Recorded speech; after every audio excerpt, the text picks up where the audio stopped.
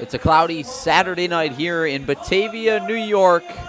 Time for baseball. The Niagara Falls Americans and the Batavia Muckdogs squaring off tonight for the 8th time here in 2026. A battle of two Can USA-owned teams here at Dwyer Stadium. Good evening and welcome to the American Sports Network. Alongside Ethan Duncan, my name is Tom Rook. It's the Niagara Falls Americans taking on the number one seeded Batavia Muckdogs in the PGCBL West Division. Ethan, welcome in. Should be a good win here. Americans taking on Batavia Muckdogs. Not much to play for the Muckdogs. Already have locked up that first seed, which we learned, Tom, for the 5th year in a row. Just utter dominance in Batavia. Fireworks here later tonight as well. It is absolutely packed. Muckdogs' final game of the regular season before they'll wrap and go to the postseason. Americans, second to last game, will travel to Olean tomorrow. Americans took a huge win yesterday against the Ironbacks, especially knocking them out of the playoffs. Certainly helped out Elmira and Olean. It's really a three-way tie and that season. They're just trying to get that first win here at Batavia. 2-5 on the year. Those two wins being in convincing fashion, outscoring the Muckdogs 26-8 at home. But here they've really faltered, and that really goes to show how strong they are at Dwyer Stadium. 15-4 record. Americans have made it close a couple times, but have not been able to squeak on by. Looking back at the last game the Americans played, they were up 6-0, and then just Americans pitching really faltered, went on to lose 18-8. So you certainly know Muckdogs' strong offensive system. America's trying to deal with it here today. Absolutely. The Americans coming into tonight 13-26 on the year, 9-11 at home, 4-15 on the road. They won last night against the Ironbacks, like you mentioned. Muckdogs coming into tonight a stunning 28-10-1, 17-4 here at Dwyer Stadium versus 11-6-1 on the road, as we have a little pregame festivity going on the field. CC's Twirls, little dance routine. Also have a wiener dog race pregame here at Dwyer Stadium. The final home game for the Muckdogs this year here in 2026 of the regular season, but they will be the number one seed in the PGCBL playoffs, so they will get to host at least one playoff game next week, Monday, here at Dwyer Stadium. Otherwise, the Americans coming off a big win last night, 4-1 over the Ironbacks. Ethan, like you mentioned, knocking the Ironbacks out of playoff contention. Certainly a different game, though, happened between the Muckdogs and the Newark Pilots. Batavia won 17-0 and held Newark hitless in that game. Batavia scored 17 runs on 18 hits, and it was just utter dominance on the offensive side of the ball, as well as the defensive side of the ball. Tossing a no-hitter combined, Noah Nix, Garrett Beaver, and Eric Woodley for the Muckdogs. A 7-inning run rule victory, but nonetheless, Batavia just showing what they can do to claim that number one seed officially. They didn't give up any walks either, just one error from the Muckdogs. This would have been a perfect, complete game. Just really goes to show that Pilots have really struggled recently, but did take a win against the Muckdogs on June 28th, winning 15-8. So it really shows that any given team can beat any given team. But you mentioned 17-0 win against the Pilots, then took 1 of 2 in back-to-back days against Auburn. Lost the first one 8-4, which certainly could be a team they see in the playoffs. Auburn in that 3 spot, but could potentially upset Jamestown. But then won the second game 9-3 in convincing fashion. So really been domination for the Muckdogs against any team they face, and looking to end it here with a bang. And that's just up from the fireworks. Yeah, so game was supposed to start at 6:45, actually supposed to start at 6:30, then was pushed back to 6:45 due to some rain. Got the tarp off the field, as you saw. And now we have pregame festivity and dance twirl routine and the wiener dog race out down the first baseline. So some more pregame festivities, extending that first pitch start time until a little bit past 6:45 now. But here at Dwyer Stadium, always a good time, always a lot planned. Americans, like you mentioned, have not won a game here at Dwyer Stadium this year, looking to do so for the first time tonight against the recently clinched Batavia Muckdogs. Americans won the last time these two teams met up. However, it was at Sal Magley Stadium, like I mentioned. Americans still looking for that first win here at Dwyer Stadium. Americans won that game 11-4, happened on July 14th, so 11 days ago. In that game, Greg Orcutt tossed 7 innings on the mound, had 8 strikeouts, only allowed 2 earned runs, and Orcutt last night was fabulous. Once again, had 8 strikeouts didn't allow a single run, and the Americans were able to win 4-1. Talk a little bit about that Orcutt outing last night. Yeah, Ironbacks really just couldn't hit him. We saw it. He was able to get out of jams numerous times. They had the bases loaded, no one out. They have runners at first and third, no one out. He just got a huge out, whether it was from his infielders. Go back to that strikeout. We talked about it, Tom. He's went 8 innings, 2 straight games when he's pitched on the mound, and he's had 8 strikeouts in both of them. Certainly was able to freeze runners, too. They're talking about it with the players after the game. Really has this fastball that has a ton of break that really was just freezing these runners, because certainly not a slow pitcher, just has some velocity as well, but able to freeze these pitchers with that beautiful movement. We talked about 8 strikeouts, 4 looking for a swing, goes back to that fastball. Yeah, very good pitching performances for Batavia last night, like we mentioned as well. Against Newark, a combined no-hitter, so Batavia will look to continue that success tonight here against Niagara Falls. As we get the Wiener Dog race underway here at Dwyer Stadium. The Muckdogs, again, 5 years in a row, getting that #1 seed in the PGCBL. Americans are coached and led by Will Cordero, as well as assistant coach Dan Brick and associate head coach Paul Wolf. As a Wiener Dog race is underway, and it's over. And the Muckdogs are led by head coach Joey Skip Martinez, now his 6th season with the Muckdogs, 5 straight winning seasons, and now 5 straight first-place seasons. They're assisted by Grant Bickham, a Lancaster, Ohio native, enlisted in the Marines after high school, and Trent Wasserman, a Rochester, New York native, a SUNY Niagara graduate. Played outfield and pitcher at SUNY Niagara, also 2 College World Series appearances. So there's your coaching staff for either squad. But a lot of history happening here at Dwyer Stadium and a lot of success in the PGCBL as we get right about underway. Again, delayed start due to some rain. But once again, welcome to the American Sports Network. I'm Tom Rook, your play-by-play broadcaster here on the American Sports Network, joined alongside Ethan Duncan. Second last game of the season for the Americans. We'll travel to Olean tomorrow. Look for that first win, which we talk a lot about the PGCBL playoff picture. That win could be huge for the Americans, but even bigger for Olean. Yeah, Olean really coming into this PGCBL, obviously being in the NYCBL for so long. It really managed expectations. They were really moving to that 6th spot. It was really Elmira, Ironbacks, and Olean Oilers jumping back up and down, but really have sort of surged to end this year, and it's really just a keep between them, between Elmira and Olean. They have a tougher spot because they're playing 1 extra game, which will actually hurt them more, so they have to win both to win out. And the Ironbacks were playing the Olean today and are eliminated from the playoffs. Might want to knock out their foe as well, and I believe Elmira get that sole possession of the 4th place. Could put another Can USA team in the playoffs in Elmira. If Elmira were to get into that 4 seed, it would be Elmira here against Batavia, then obviously Auburn at Jamestown. So 1 playing 4, 2 playing the 3 seed, and then the winner of that West Division playing the winner of the East Division for the PGCBL Championship crown. Another pregame routine here on the field, a little celebration we've got. Again, a lot of activities planned this evening here at Dwyer Stadium. The final home game for the Muckdogs. Dwyer Stadium also been around a really long time. Seats 2,600 and getting about as close to full as you can be here tonight on the final home game for the Muckdogs. We'll take a pause here on the American Sports Network. Come back as we gear up towards first pitch. It's the Americans and the Muckdogs right here on the American Sports Network. The Niagara Falls Americans thank Casella Waste Systems for their continued support. Casella offers sustainable waste management and garbage pickup right here in Niagara Falls. As an environmental service provider, Casella manages and transforms society's waste into new resources. Call 716-637-4843 to get a price quote on garbage pickup. The Niagara Falls Americans would like to thank TLC Pet Food for their continued support.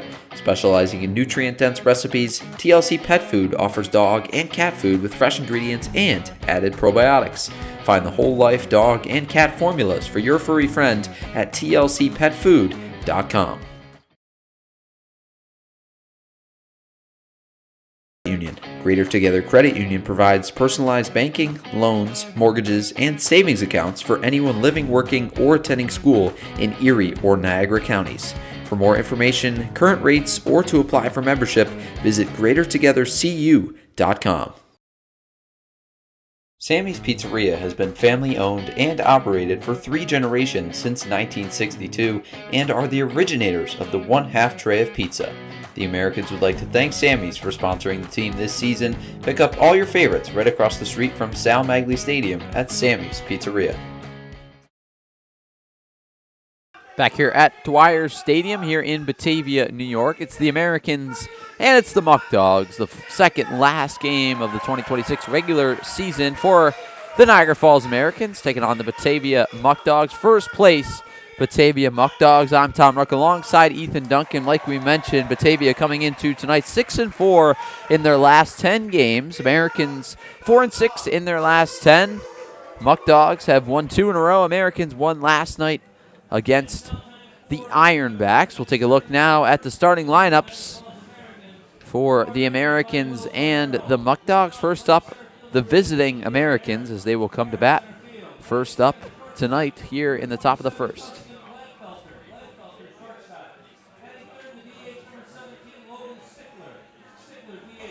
Yes, David Harris leading off once again back in center field. Justin Gladfelder, 2 straight days at shortstop. So it's been nice to see Logan Stickler staying at that 3 spot. He's been hot as of late. Adam Weiss staying at the 4 spot at first base. Sabella with that huge triple in that win against the Ironbacks yesterday. Excuse me, a double, which Weiss able to come around to score on. Up to the 5th spot. Alex Glasscock at second base. Thomas Marcotte right behind him at third. Evan Shanks staying in left. Rayatara Munakata in right field. And just for snooze, we haven't seen it in a while in that 10th spot. And Aiden Rose on the mound for the Americans. So Rose gets the start tonight for the Muckdogs. Seems like he gets to start a ton this year against Batavia. Rose got the start at the extra hitter position last night. Got his first hit of the season and first moment as a position player, if you want to say, first at bat. Let's take a look at the Muckdogs defensive alignment tonight here against the Americans. In this one, in the outfield, it's going to be Kyle Vaughn, Jeremy Ramos, and Jacob Vesco. From left to right in the outfield, Evan Brock, the PGCBL leader in RBIs at third base. Cooper Russell, a soon-to-be Brown University infielder at shortstop. Braden I had a very successful year this past year at Westminster College at second base. And Braden Redmond out of Salisbury University at first base. Luke Rubinski getting his 4th appearance of the year, 4th game of the year behind the plate with recent Niagara Wheatfield graduate Colin Stefanucci on the mound for the Muckdogs. Stefanucci just actually pitched recently against the Americans the last time these two teams met up. Yeah, Stefanucci, talked about all the solid arms. I'm not saying Stefanucci isn't a solid arm, but it's not really someone we've seen a lot from this Muckdogs squad. Only 2 appearances on the year. It's only started 1 game, only 4 innings pitched on the year. Started pitching in July, pitched a lot on July 7th, pitched 3 innings, gave up 3 hits, 2 runs, only 1 being earned with 4 strikeouts ever. Got a no decision in their win on July 7th against the Red Wings 8-7. They came in relief on the 14th against the Americans, pitched 1 inning, gave up 1 hit, 1 run. That was earned with a strikeout. So sort of a mixed bag, really. Went 3 innings against a Red Wings team that historically struggled this year, but it's really given the Americans fits. It was kind of iffy. So obviously you have a lot of arms. You're locked down to 1 seat. You kind of want to see what Stefanucci can do in this role. Kind of wondering maybe if he'll go to the closeout role later in this year, but just curious to see what the Muckdogs see in him and how he'll do against the Americans team in a more starting role in a couple more innings. So Jalen David, Glenn Brooks, a couple, Jackson Inman, a couple big bats not in the lineup tonight for the Muckdogs. Jalen David just announced on the field 42 stolen bases this year, which was a PGCBL record, so he had himself an incredible season. I should say is having himself an incredible season. Not yet over, but not in the lineup tonight is David. Muckdogs already clinched with that number 1 seed, so running out a lineup with some more guys in it, maybe that haven't seen a ton of action this year. As either squads, lineups getting announced on the field here at Dwyer Stadium. Once again, it's the Americans, it's the Muckdogs here on the American Sports Network. I'm Tom Rook alongside Ethan Duncan. Game number 41 of the 2026 PGCBL season. Look back at last year, the Americans 30-16 compared to the Muckdogs 31-13-1. The Muckdogs repeating something similar to what they did last year, but the Americans just much different, and most of that has really been the pitching. Yeah, absolutely. We've just talked about the pitching woes for this Americans team. It's just been the main issue with this Americans team. Just we've really struggled to find real guys they can use every week or so, just trying to have these aces in those rotations. Really something we've seen a little bit later. You saw Aiden Rose, sort of that guy. Americans really were looking for more of them. We've seen it with Greg Orcutt, but it really just feels like too little too late. So, I mean, 2 outstanding starts from him, but it's really someone you'd wish you'd had on June 1st instead of July 1st. Absolutely. We'll pause for a moment to honor America with the playing of our national anthem here at Dwyer Stadium. This evening by Jenny Antonio. Jenny is a 33-year piano teacher at the University of Beijing. Welcome, Jenny Antonio.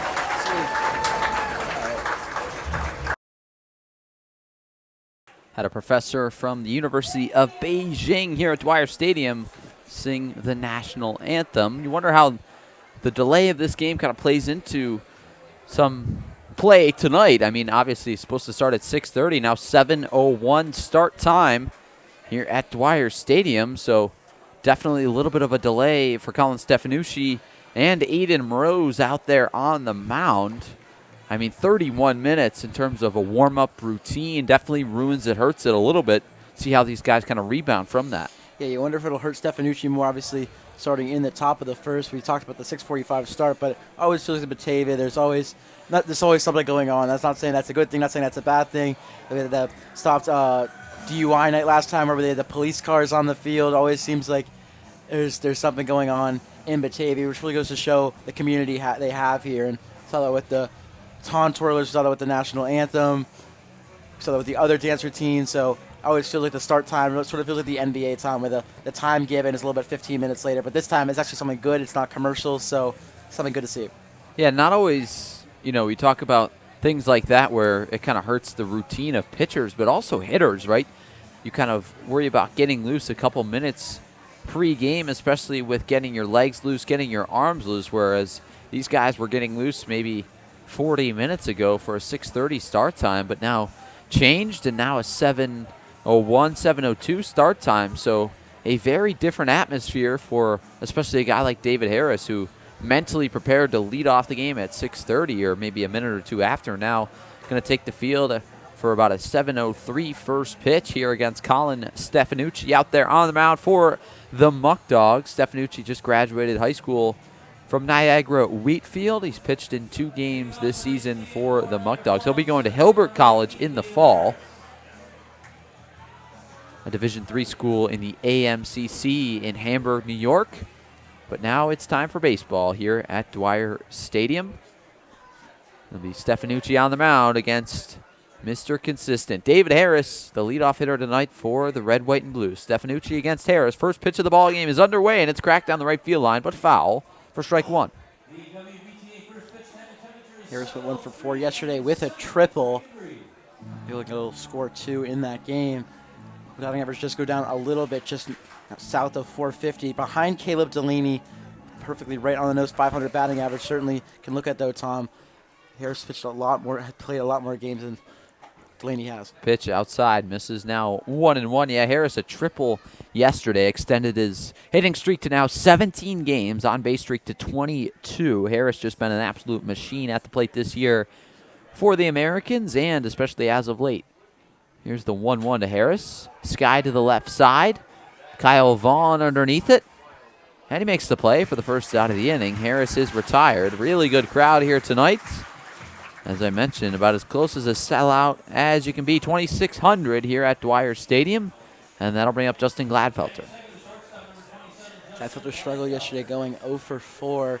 Americans really feel like they were able to do well despite his struggles yesterday, but we've always talked about it. When Gladfelter gets on, good things happen with the stolen bases. 4th in the league in stolen bases. Just get on and do so. First pitch to Gladfelter is high. Stefanucci misses with a first pitch curveball. Gladfelter, a 302 hitter here on the summer. Only 8 RBIs, but 36 runs scored, which is among the top in the PGCBL. This guy gets on base and comes around to score a ton for the Red, White, and Blue. Here's the 1-0 from Stefanucci. Low misses now 2-0.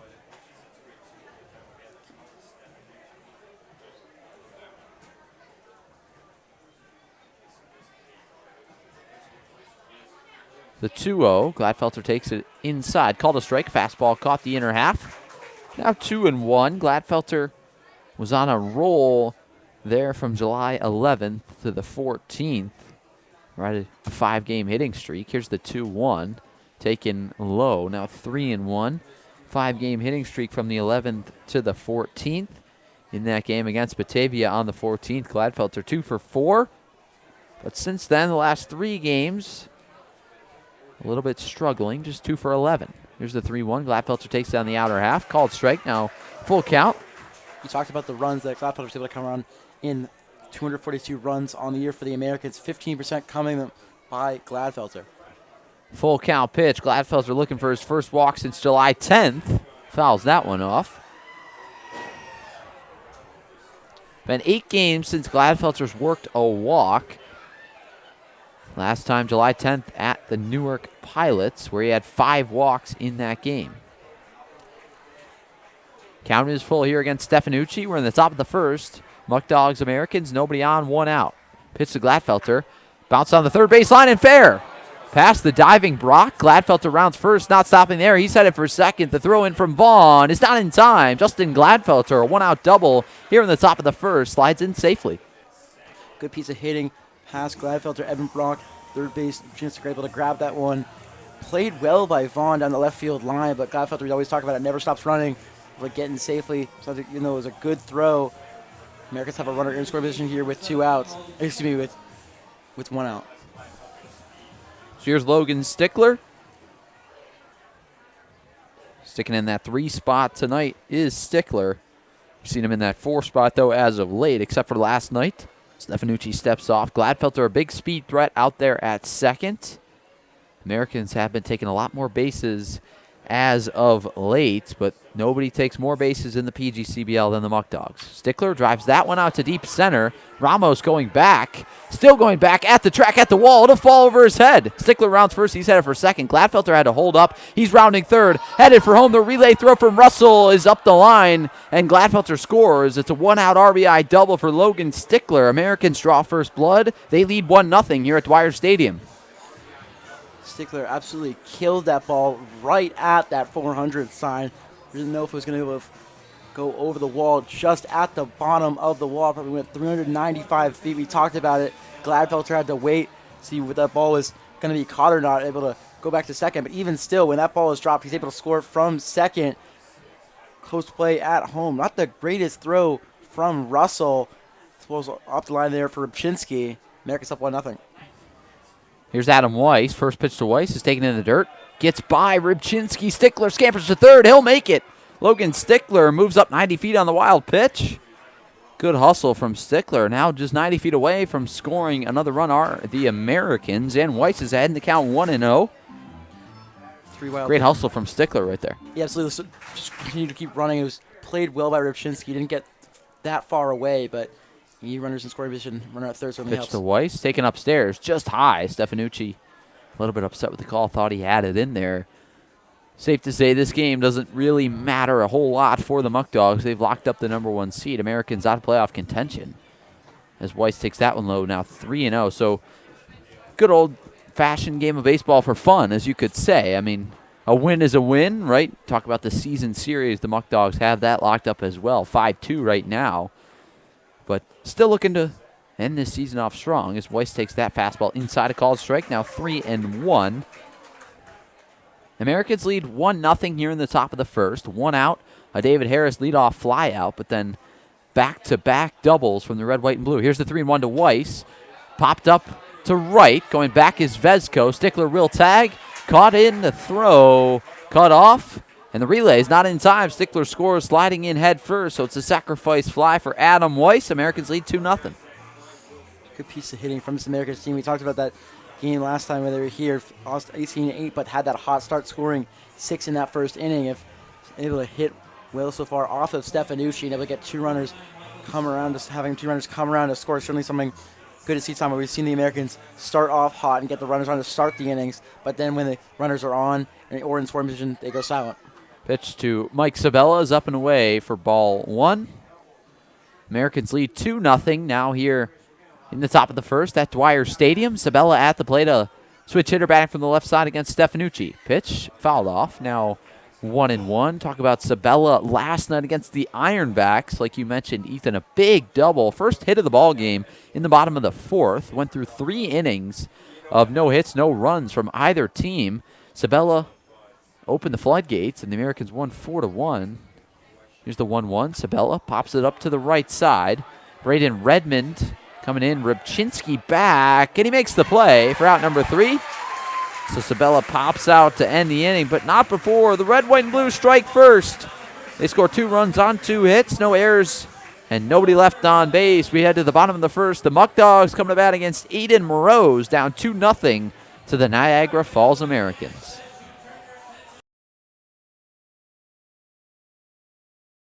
The Niagara Falls Americans would like to thank TLC Pet Food for their continued support. Specializing in nutrient-dense recipes, TLC Pet Food offers dog and cat food with fresh ingredients and added probiotics. Find the whole life dog and cat formulas for your furry friend at tlcpetfood.com. The Niagara Falls Americans thank Casella Waste Systems for their continued support. Casella offers sustainable waste management and garbage pickup right here in Niagara Falls. As an environmental service provider, Casella manages and transforms society's waste into new resources. Call 716-637-4843 to get a price quote on garbage pickup.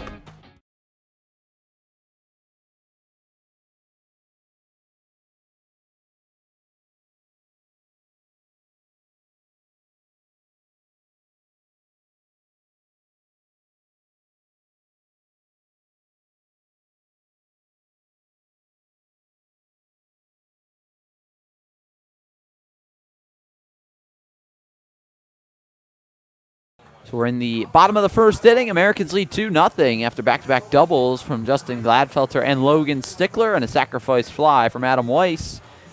And now here we're in the bottom of the first. Muckdogs, Americans. Muckdogs coming to bat. We'll take a look at the Batavia starting lineup tonight. Cooper Russell to lead things off. Playing shortstop tonight. Jeremy Ramos out in center. Evan Brock, the league's leader in RBIs, batting third. Jacob Vezko in right. Braden Redmond at first. Kyle Vaughn Been a long ball guy this year for Batavia.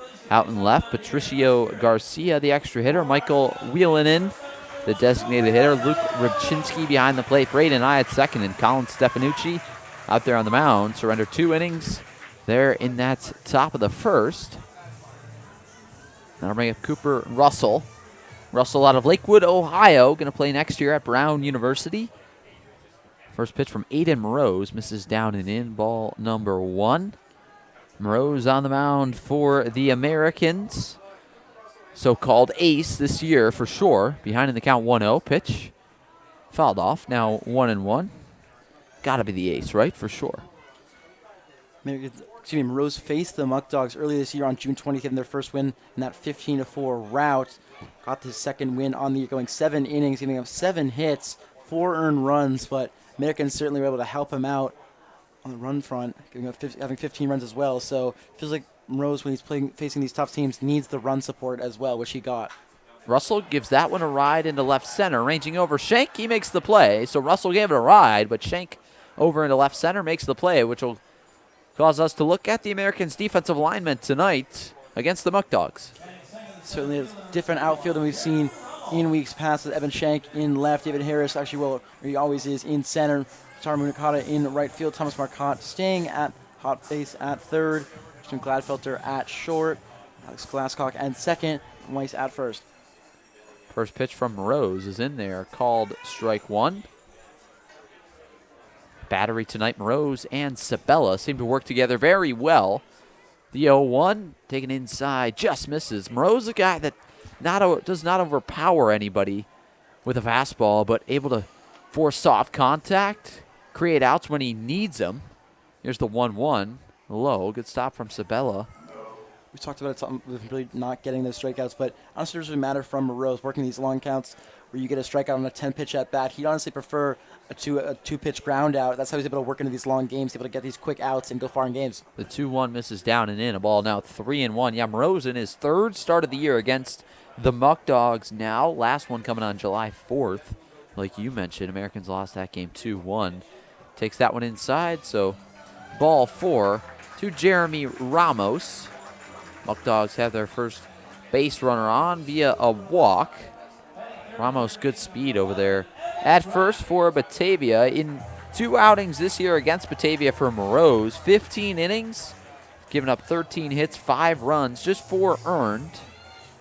But again, like I said, not a huge strikeout guy. 9 Ks in those 2 outings combined, so averages about 4.5 against Batavia in these 2 outings. That'll bring up Evan Brock. First pitch in there, called strike. Moroz lands it. 0-1.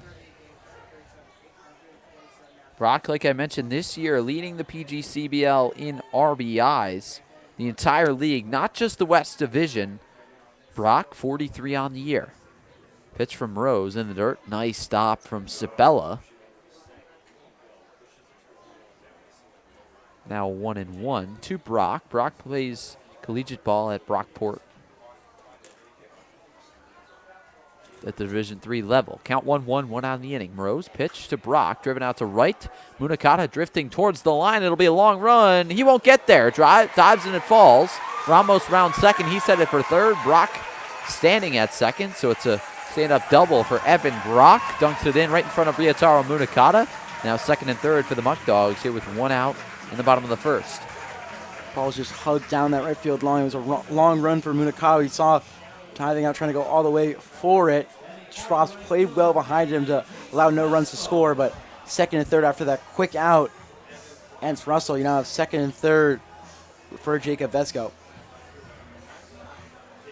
So that's Evan Brock's 14th extra base hit of the year.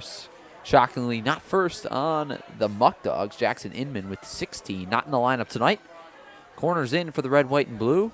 Second and third as Mike Sabella calls time to talk things over with Moroz. Moroz, a guy that goes deep into games and has all year for the Americans. Actually pitched 10 innings against the Olean Oilers back on July 11th. But in his 2 starts against the Muckdogs, went 7 innings in the first and 8 in the second.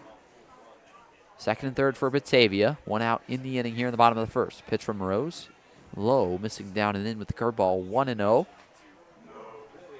Big spot here for Jacob Vezko, getting the start in the 4 spot in the lineup. Where's number 99 out in right field, fitting with that number and position. Here's the 1-0. Swing and a miss, strike 1. Certainly has the home run pop. Obviously, only 1 home run in the year is not something Muckdogs excel with, but when you only have 7 hits on the year and one of them's a home run, so show you do have that pop. Just 15th game played here for Vezko at the plate. Count 1-1. Pitch from Rose. Curveball popped up. High pop into center. Harris drifting into left center. Calls off Shank. Ramos going to tag from third. The throw will come into third. So Ramos scores. It's the sacrifice fly for Jacob Vezko. It makes it a 2-1 ball game. Constructive out, just able to move those runners over. A fly ball deep enough. No chance for Harris to throw the runner out. Able to prevent him from going over to third. So 2 quick outs once again. Americans trying to get a quick third out here and end this bottom of the first, still up 1. So that'll bring up Braden Redmond, a 2-way guy out of Townsend, Delaware. Pitcher, first baseman. Also, that's where he's starting tonight for Batavia. 2 outs. Evan Brockhoff second. Pitch from Rose. Curveball down and in. Misses ball number 1. Brock, not a huge speed threat out there at second, but can score on a base hit to the outfield. Unless hit hard. Held on by Gladfelter. Pitch to Redmond. Rose lands it inside. Called strike number 1. Count even at 1. 2 outs here in the bottom of the first. Americans lead 2-1 over the number 1 seeded Batavia Muckdogs. Muckdogs definitely the favorites to come out of the West Division. Here's the 1-1. Rose catches the inside corner. Now 1-2.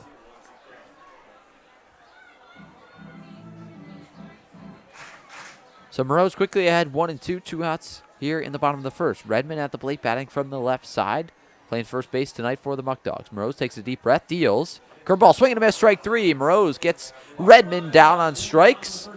In the inning, the Muckdogs strike back. They score 1 run on 1 hit, no errors, and leave 1 runner left on base. We played a full inning. 3 runs have been scored, but it's the Americans with the edge. 2-1 so far here at Dwyer Stadium. We're headed to the top of the 6th right here on the American Sports Network. The Niagara Falls Americans appreciate the support of Greater Together Credit Union. Greater Together Credit Union provides personalized banking, loans, mortgages, and savings accounts for anyone living, working, or attending school in Erie or Niagara counties. For more information, current rates, or to apply for membership, visit greatertogethercu.com. A special thank you to Tropical Heating and Cooling for sponsoring the Americans this season. Locally owned and operated, Tropical Heating and Cooling provides expert installation, repair, and maintenance for home heating, cooling, and air quality systems. Call 716-870-0753 or head to tropicalheating.net to submit a service request and knock your heating and cooling needs out of the park. The Niagara Falls Americans would like to thank Coca-Cola for their support this season. Known for its refreshing bubbles and iconic flavor, Coca-Cola is the world's best-selling carbonated soft drink. Snag a Coke right here at the Sal Magley Stadium concession stand and make your game day even sweeter.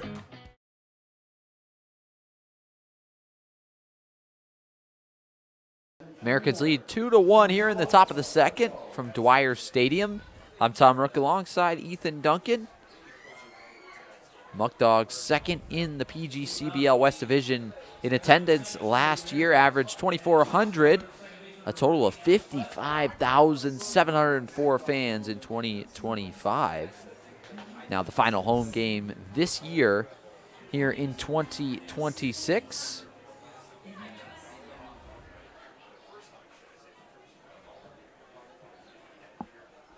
That'll bring up Alex Glasscock, swings and misses at a pitch way out of the zone.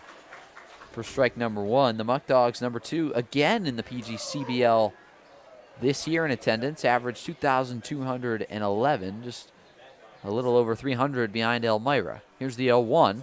Glasscock takes it outside. Ball 1, 1-1. Muckdogs 35,365 fans in total this year. Just incredible numbers to see out of the Muckdogs faithful. Here's the 1-1 to Glasscock. Swing and a miss. Now strike 2. Waves and misses at a curveball.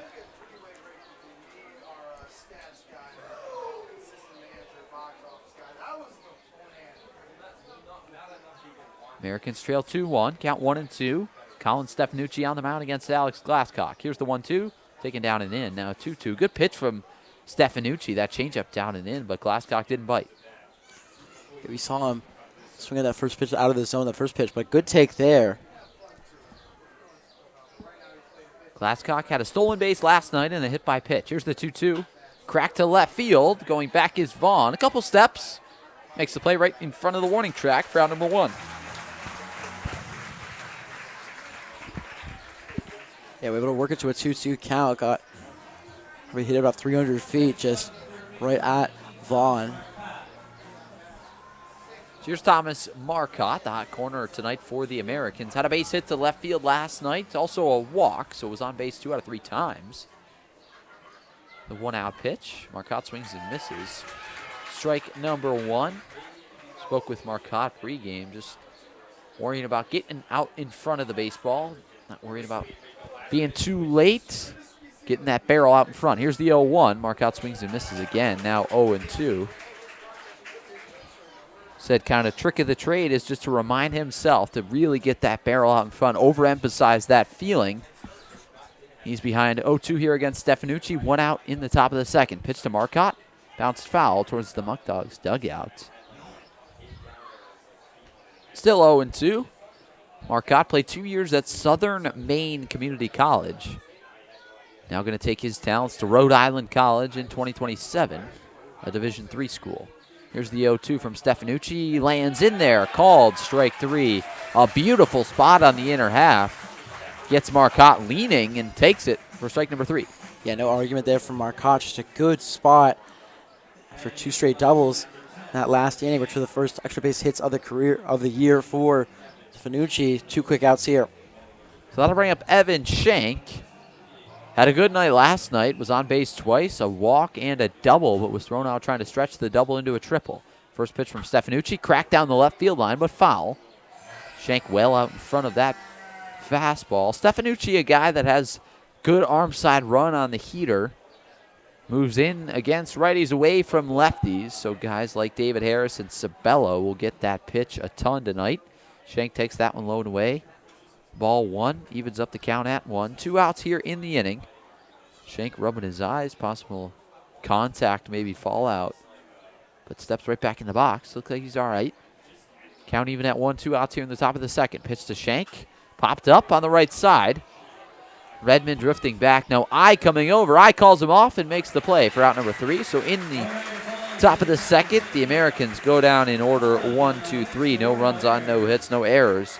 Nobody left on base. The Muckdogs coming to bat here against Adam Rose in the bottom of the second. You're watching PGCBL Baseball right here on the American Sports Network.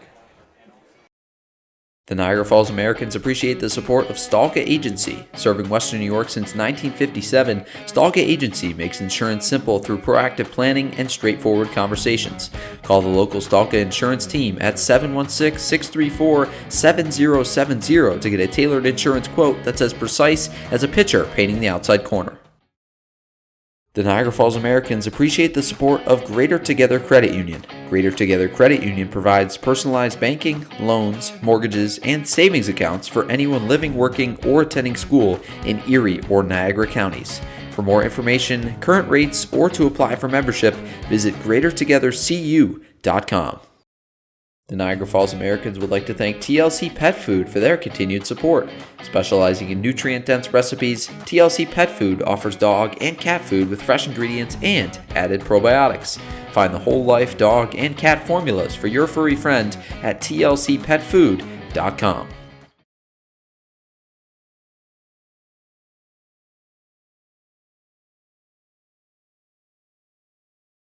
So the Americans still lead 2-1 here at Dwyer Stadium. I'm Tom Rook alongside Ethan Duncan. Now in the bottom of the second, Muckdogs coming to bat. It'll be 6, 7, 8. Vaughn, Garcia, Wheelahan.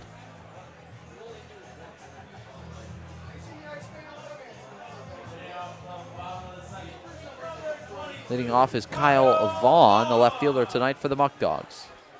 Home plate umpire calls time. Rose steps off. Now right back on the rubber he goes. Nobody out, nobody on. First pitch to Kyle Vaughn. Fouled straight back with a curveball.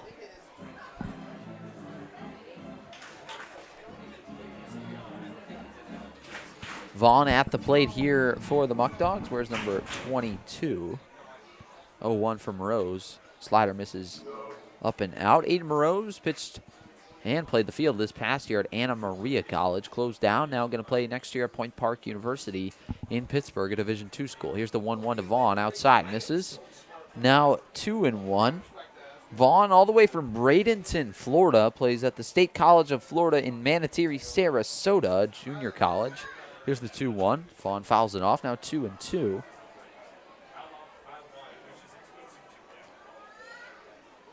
This year, Vaughn, 3 doubles, 2 homers. Playing in his 20th game, 48th at-bat here for the Muckdogs. 2-2 from Rose. Bounced on the third baseline. Fair ball. Vaughn heads for first. Rounds first sharply. Going to put on the brakes. Good job out there in left by Evan Shank to keep Vaughn to a single. Identical play to the hit by Gladfelter in that top of the first. Just main difference is Gladfelter speed was able to get into second, but the leadoff runner on here with Vaughn. So that'll bring up Patricio Garcia.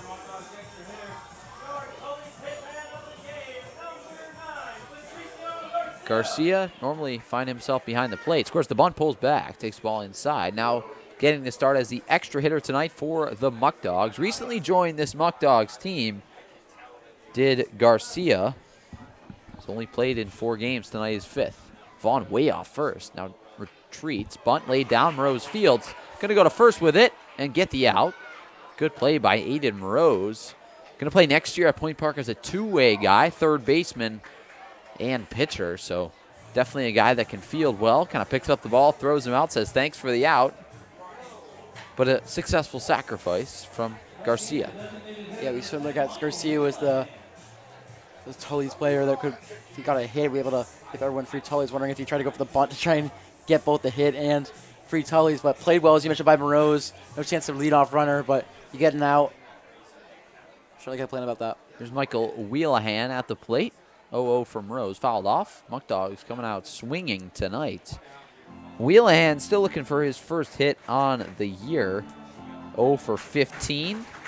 2 RBIs and a walk, though. Muckdogs second in the PGCBL in batting average with a .312. Swings and misses there. Now 0-2. Rose way ahead. 1 out in the inning. Kyle Vaughn off a second. Singled down the third base line to lead off here in the bottom of the second. Then a Patricio Garcia sacrifice bunt brings up Michael Wheelahan. Here's the 0-2. Morose misses up and in with a fastball. Lost control of that one. Now 1-2. He should go back to that outside sweeper. We saw him swing and miss on that. We've seen that Wheelahan struggles this year. It's kind of hard to lay off on that outside ring ball. Count 1-2. Morose deals. Line down the left field line, but foul. That one had hit written all over it. But just a little bit out in front and off the hands for Wheelahan.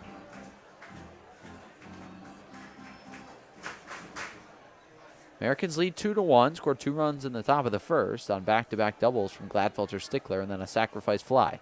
Morose lands that one in. Called strike 3. Second strikeout of the ball game for Aiden Morose. That'll bring up Luke Rybczynski, the backstop tonight for the Muckdogs.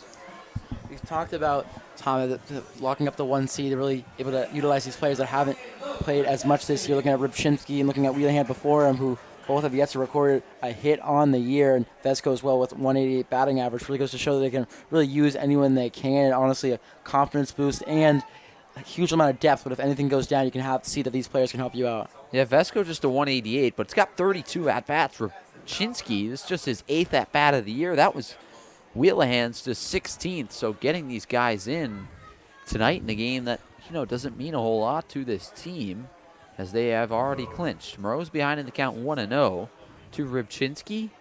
He deals inside again, missing now 2-0. Morose leads this team in innings pitched. Second to last game of the summer for the Americans. Morose throwing a lot of innings this summer. But definitely quality innings, earning him a spot on the Point Park roster. Here's the 2-0 from Morose. Curveball inside corner just off the plate. Ballsy pitch from Morose. Behind in the count 2-0. Tried to drop a 12-6 in there. Didn't like the call. Now 3-0. Rybczynski, you talked about his 7 at-bats before them being walks, and he's looking for it here on a 3-0. Pitch from Rose, fastball down and in, missing. So it's a 4-pitch walk issued to Luke Rybczynski. He's on base with 2 outs in the inning.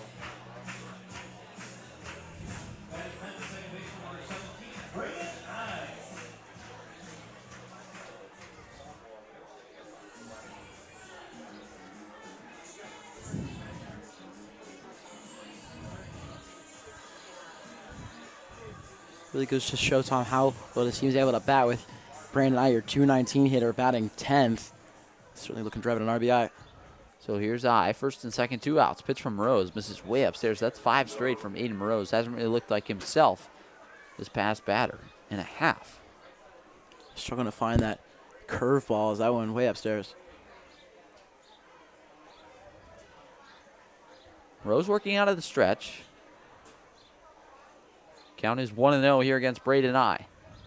The 2-out pitch from Rose is driven out to left center. Going to be a long run for David Harris. Shank drifting over. He makes the play. Evan Shank, a nice running grab out there to rob Braden I of multiple RBIs and an extra base hit. Evan Shank, a nice catch. Yeah, nice catch. Certainly keeps it a 2-1 ball game. You certainly know at least one runner would have scored there, but once again, putting a lot on these balls, but America's able to track them down here, and that's why they're up 2-1. So in the inning, the Muckdogs score no runs on 1 hit, no errors, and they leave 2 runners left on base. Kyle Vaughn stranded on base after a leadoff signal down the left field line that he hit well, but the Muckdogs unable to capitalize.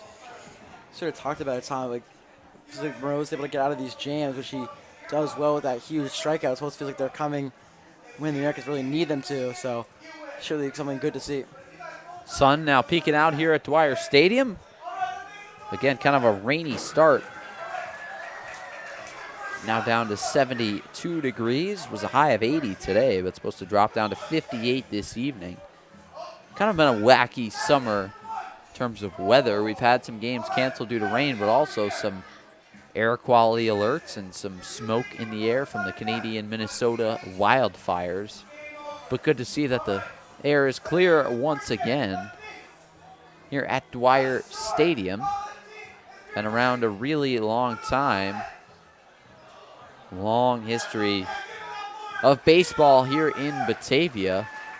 Batavia baseball team founded in 1939 as the Batavia Clippers, a charter franchise of the New York Penn League. The New York Penn League was actually founded in 1939 as the Pony League, the Pennsylvania, Ontario, New York League, in a hotel right here in Batavia, New York.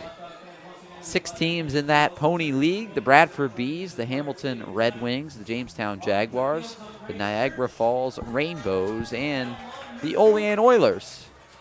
Then changed in 1956 to the New York Penn League, Class A League, and eventually folded in 2020 after a lot of changes were made to professional baseball due to COVID. So a lot of these teams in that league transferring over to a PGCBL team. And the Muckdogs, one of those teams, purchased by Can USA Sports in 2021, moved here into the PGCBL. Yeah, COVID had certainly hurt a lot of things, but the PGCBL really wasn't one of them with those 6 teams starting out. But you back to all the teams, the PGCBL that were former New York Penn League teams. And I honestly think it's a lot better for these teams. I feel like a summer day is a lot better in the PGCBL. You're seeing these college players. I think it's just a better environment than these high games. Back in the top of the third, Stefanucci back out there, lands a curveball in for strike 1 against Ryotaro Munakata, the right fielder tonight for the Americans. Munakata made a really nice running grab in last night's game against the Ironbacks. Drives that one to left field, coming on Vaughn. He makes a nice sliding catch. Kyle Vaughn, the first out of the inning out in left field, robbed Ryotaro Munakata of a base hit. Munakata's been robbed of hits a lot of times. Had a similar hit to that yesterday from Bahares that had a diving play. Munakata's just been unlucky for quick first out.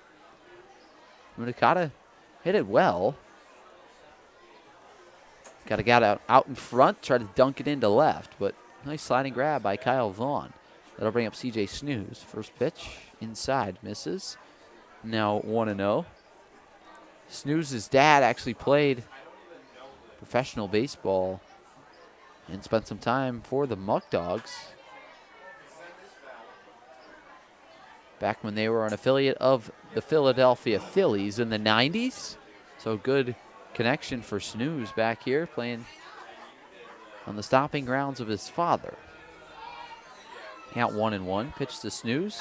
Crack to left field, right at Rock, who catches it and robs Snooze of a base hit.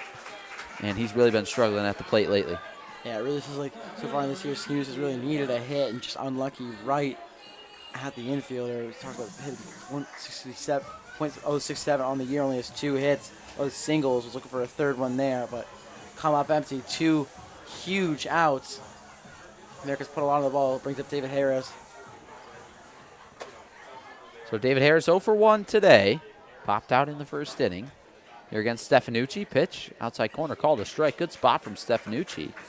0-1 here against one of the top hitters in all the PGCBL and David Harris. Harris going to be a junior at Clarkson University. Teammates with Americans teammate Jackson Lerner out there in Potsdam, New York. Here's the 0-1, taken outside. That one just misses. Looked like a very similar pitch to the one prior. That backdoor slider from Stefanucci. Unable to land it on the corner that time. Count even at 1.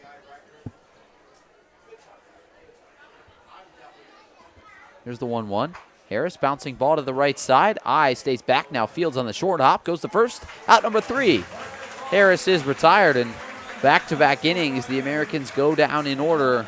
1, 2, 3. Colin Stefanucci really settled in here in the second and the third against this Americans offense that had a good top of the first. Yeah, top of the first, you get first runner gets off, and then back-to-back doubles, and the sac fly able to move him over, and that wild pitch, really crucial. The reason why it's a 2-1 ball game.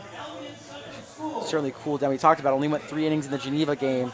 Sort of shaky, curious to see, is he's only pitched 4 innings on the year, and if he'll go the next inning, he'll double it.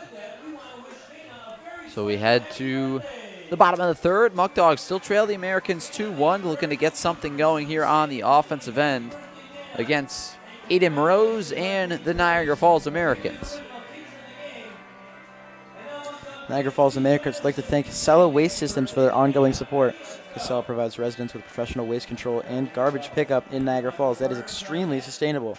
They also offer commercial dumpster rentals for construction and other cleanup needs. Contact Casella now at 716-637-4843, at 716-637-4843 to receive a price quote on garbage pickup. And now watching from Salem, Illinois, here is Amber Hamilton. Take a moment to recognize Salino Plumbing, Heating, Cooling, and Electric, a valued sponsor of the Niagara Falls Americans. Since its founding in 1995, Salino Plumbing has grown from a specialized plumbing company into a full-service contractor offering 24/7 emergency repairs and maintenance.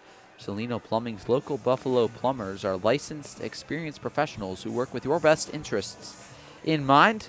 We also aim to handle calls on the same day with fully stocked service vehicles to minimize wait times. Call 716-202-9665 for all your plumbing, heating, cooling, and electrical needs today. So here comes Cooper Russell at the plate for the Muckdogs, the leadoff hitter tonight. He's 0 for 1, lined out to left field. A couple hard hit balls in that last half inning by the Americans. A Ryotaro Munakata line out to left, and a CJ Snooze line out to third base. Russell takes ball number 1 outside, a curveball from Aiden Moroz.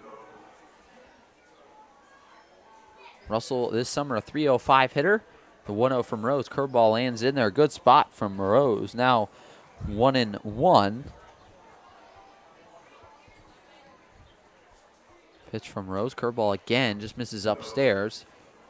Russell surpassed 100 runs this past year in his high school career in Lakewood, Ohio. Behind in the count is Moroz, though. He misses now 3-1, further behind against Cooper Russell. Rose already 2 walks in this game.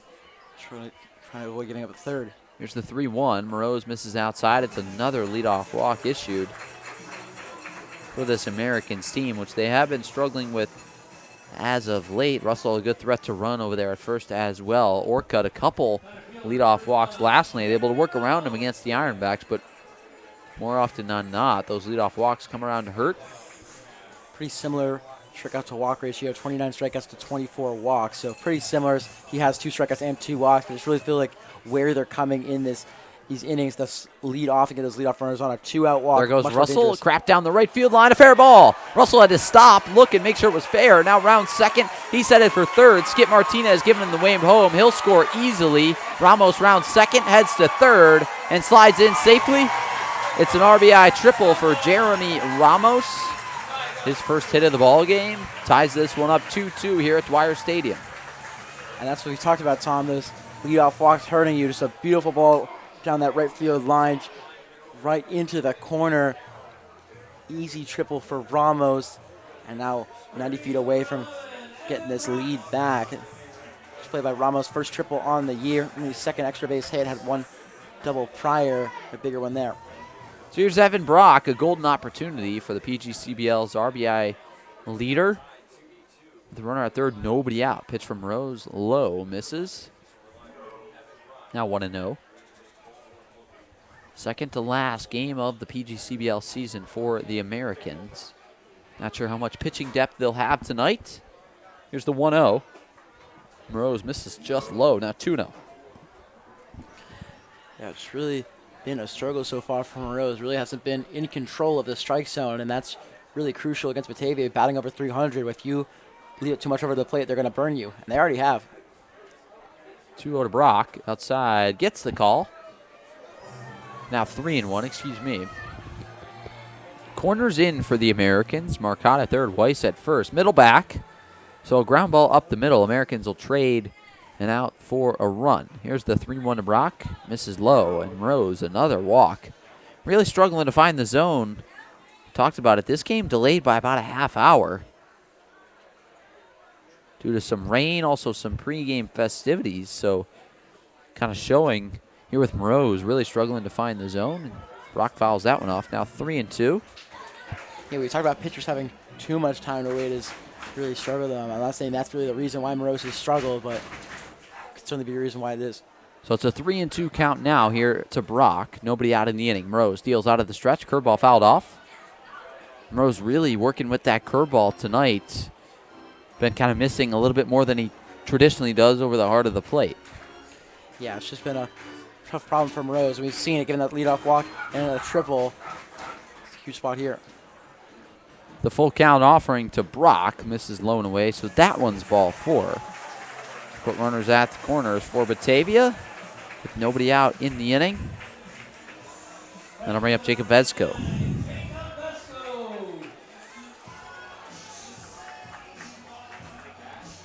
So Vezko at the plate again, a guy that doesn't get a whole lot of reps and hasn't this year, just a 188 average. Now, in his 15th game of the summer, 34th at bat, just 6 hits on the year. There goes Brock off first. Sabella's throw down. Looks like it's in time. Tagged by Glasscock. Got him. A frozen rope from Michael Sabella. Throws out Evan Brock trying to steal second base. Absolute beauty from Sabella. Americans talked about struggling with the stolen bases, and especially against a team that's first in the league and stolen bases. Absolute hose to get Brock out, who's 12 stolen bases, which you think is pretty good, which is like 3rd on this team. But a huge out. That one's cut on and missed. Now 0-2. So Rose looking to get a strikeout here. Infield in. Count is 0-2. Looking to keep this game tied. It's 2-2 here in the bottom of the third. Vezko at the plate behind 0-2. Morose deals. Bouncing ball to short. Gladfelter fields. He's coming home. The throw in plenty of time. And Sabella applies the tag on Ramos. It's a 6-2 putout for the second out of the inning. And the Americans keep this game tied 2-2. Yeah, but they get 2 huge outs. Read excellently by Gladfelter. Didn't try and force a throw home immediately and have able to scamper back in. Saw his eyes, knew he was going to try and steal because it looked like Gladfelter was going to go to first and trade the out for the run, but played well, get the force out. And got to certainly credit the shortstop and your catcher for those 2 huge outs. Help him Rose out. First pitch fouled back by Braden Redmond. So Vezko reaches on the fielder's choice, but a heck of a play from Gladfelter. Charging, plays with one hand, and Ramos was running, honestly, not even on contact. Kind of waited a half a second, then took off. Maybe a miscommunication of some sort. Here's the 0-1, taken up and away, now 1-1. Yeah, I was thinking he was going to run on contact. That's why it took Gladfelter sort of a second to throw the ball. I think he's running on contact. It was a closer play at home. And that's a huge play for this team when you're trying to get that lead back. That can be 1-1 crucial. from Rose. Fouled back. Now 1-2. Braden Redmond at the plate. He's 0 for 1 today. Struck out swinging in his first at-bat.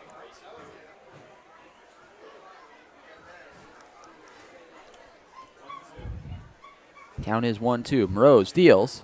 Inside misses. Now 2-2. 2 balls, 2 strikes, 2 outs. Runner at first.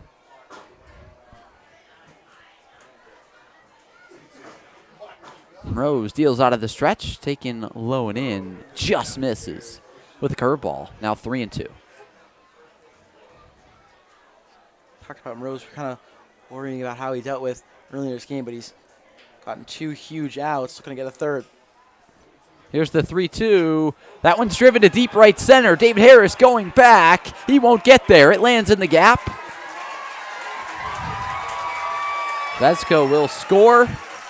It's an RBI double for Braden Redmond. The Muckdogs take a 3-2 lead here in the bottom of the third. It's an outstanding at-bat. Just able to work an 0-2 count full and just lace it right into the gap. Another extra base hit for this Muckdogs team, and they finally hit the first lead of this game on an absolute tank by Redmond. That'll bring up Kyle Vaughn. So a deep double by Braden Redmond. Really hit that ball hard. Went a long way. And the Muckdogs take a lead. Pitch from Rose. Low. Called a strike.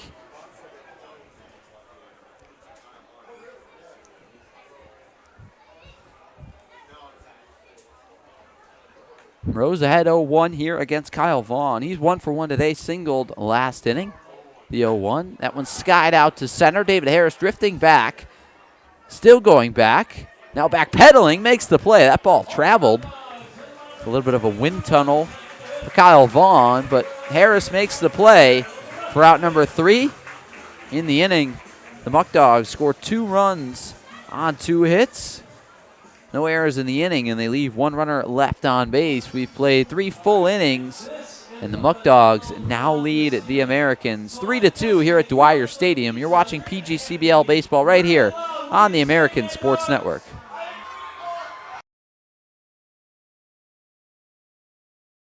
The Niagara Falls Americans would like to thank Coca-Cola for their support this season. Known for its refreshing bubbles and iconic flavor, Coca-Cola is the world's best-selling carbonated soft drink. Snag a Coke right here at the Sal Magley Stadium concession stand and make your game day even sweeter. The Niagara Falls Americans would like to thank Bully Hill Vineyards for their support all season long. On the south end of gorgeous Keuka Lake, you can taste over 40 wines and enjoy food at a family-friendly winery open 7 days a week. Visit bullyhillvineyards.com to learn more about what they have to offer. The Niagara Falls Americans would like to thank TLC Pet Food for their continued support. Specializing in nutrient-dense recipes, TLC Pet Food offers dog and cat food with fresh ingredients and added probiotics. Find the whole life dog and cat formulas for your furry friend at tlcpetfood.com.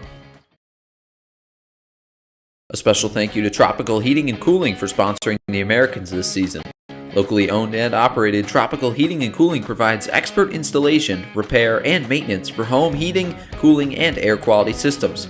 Call 716-870-0753 or head to tropicalheating.net to submit a service request and knock your heating and cooling needs out of the park.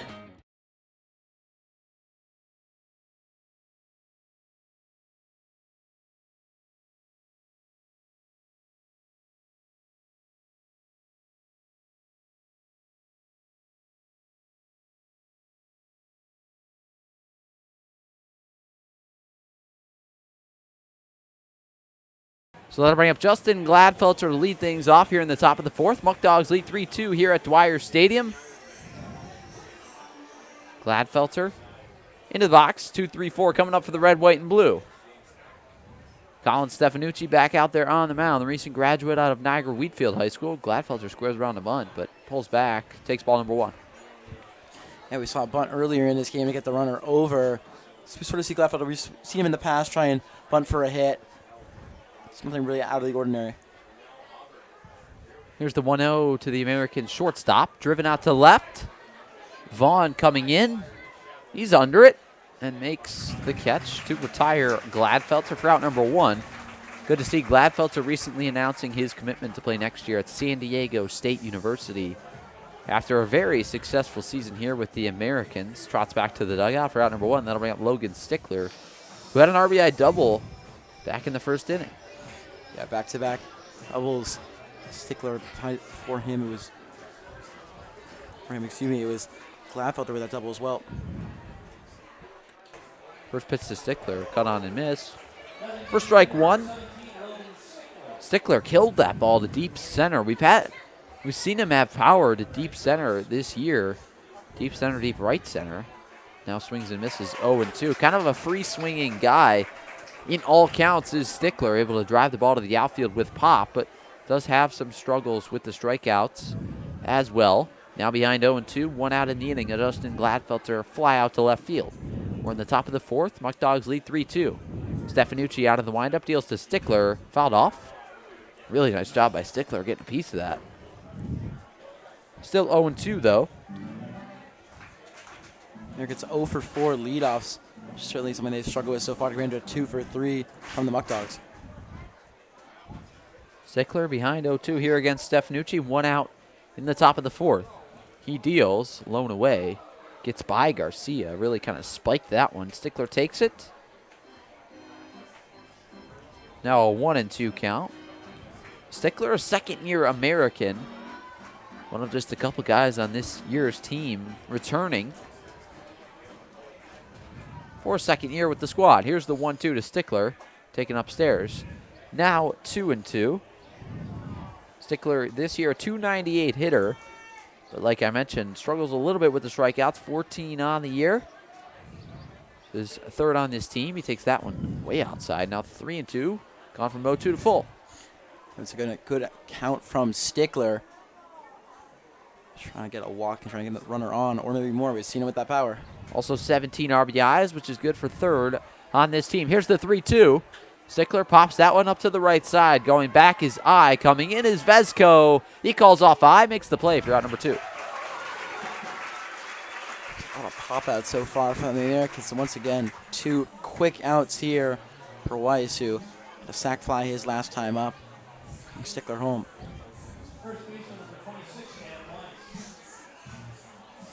Here's Adam Weiss, 2 outs in the inning.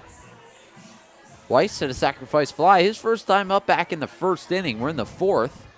Just shows you how dominant Stefanucci's been on the mound. Weiss takes that one outside for a ball.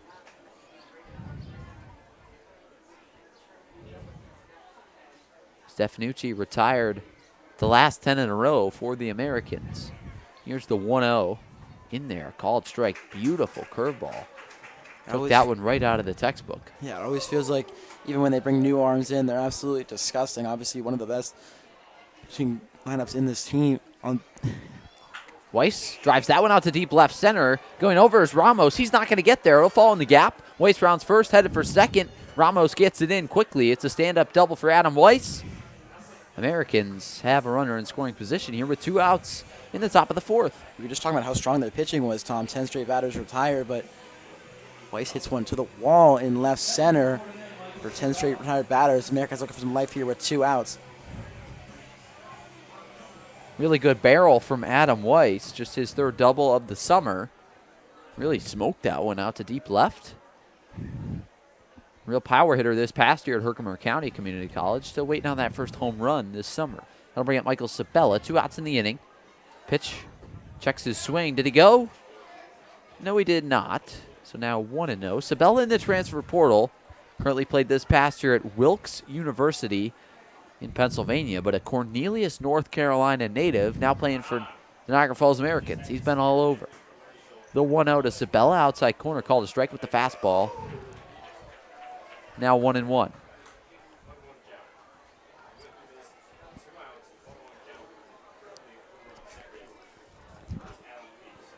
Count even at 1. 2 outs here in the top of the 4th. Adam Weiss, a 2-out double. He's off second. Sabella, a switch hitter, batting from the left side against the righty Stefanucci. Pitch low. Misses.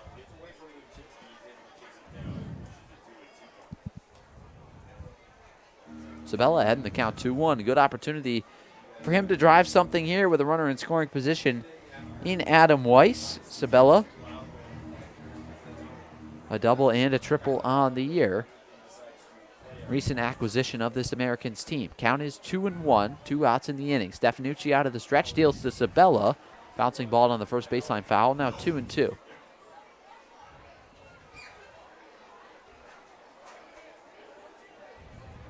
Sabella now in his 27th game, 24th at bat. Played first base, also caught, doing tonight. Actually threw out a runner in Evan Brock earlier in this one. Weiss off second, can score on a base hit. Count even at 2, 2 outs. Pitch, Sabella, bouncing ball to the right side. Redmond fields with one hand, steps on first. Route number 3. So the Americans strand the 2-out double from Adam Weiss. In the inning, no runs on, 1 hit, no errors, just 1 runner left on base. We're through 3.5. Muckdogs lead 3-2 here at Dwyer Stadium. Good to see a nice double there from Adam Weiss, but unable to score him. Sabella grounds out to end the inning. It was tough for this Americans team. It's looking too far in the game with runners in scoring position. Been okay, 1 for 3. The main thing though is runners in scoring position for the Muckdogs. They're 0 for 5, but they've had runners on at first base. It just goes to show, Tom, that all these extra base hits, they've been able to score runners from first base because they're having these doubles and triples. They're a difference maker. It doesn't matter if they have runners in scoring position. They're still going to score anyway. That's just how fast these players are and how hard they're hitting them into the gap.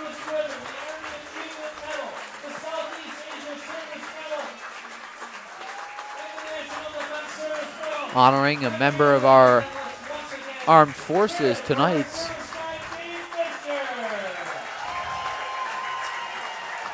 Dave Bickner, a security man here at Batavia, but certainly a member that has served our country, somebody that this entire crowd stood up for and honored, as they should.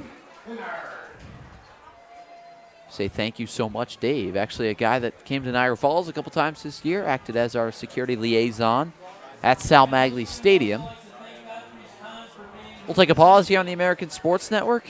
As we head to the bottom of the 4th, the Muckdogs lead 3-2 here against the Americans of Niagara Falls. Sammy's Pizzeria has been family owned and operated for 3 generations since 1962 and are the originators of the 1/2 tray of pizza. The Americans would like to thank Sammy's for sponsoring the team this season. Pick up all your favorites right across the street from Sal Magley Stadium at Sammy's Pizzeria.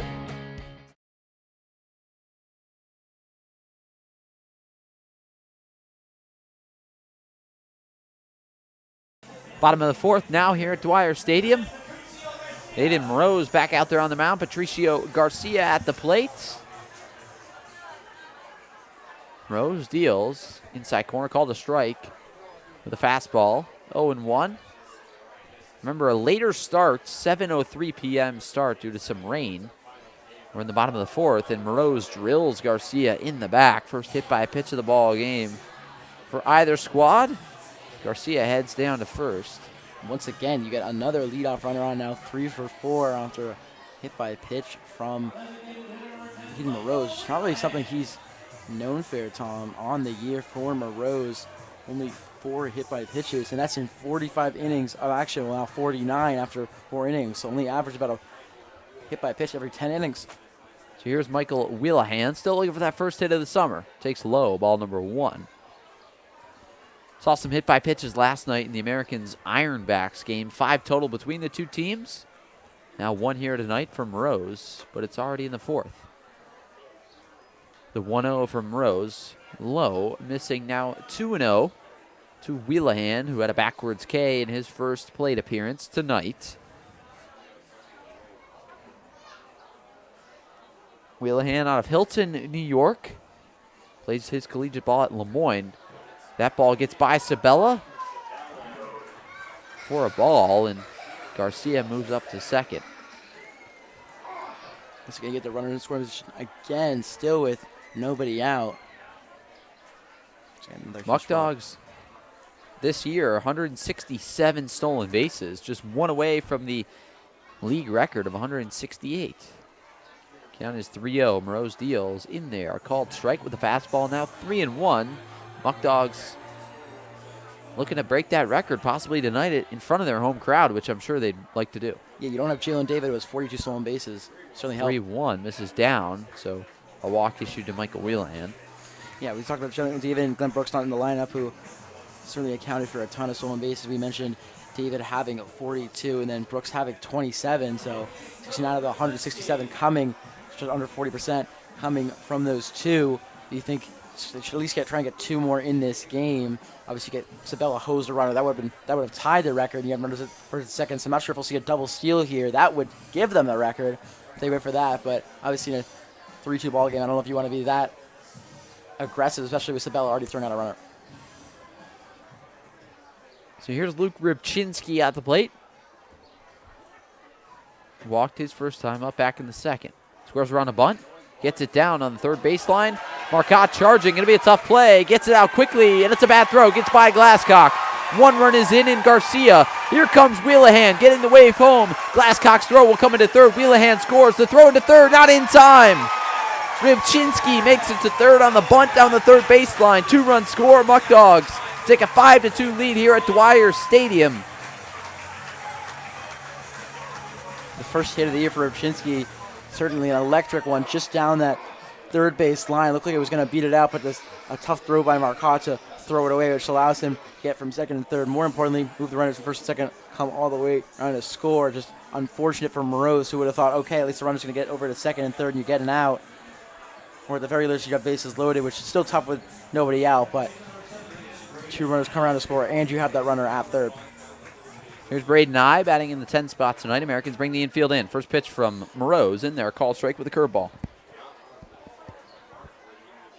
So although Rybczynski kind of popped it up a little bit, it was a well-placed bunt down the third base line, and Morose's throw just got by Glasscock.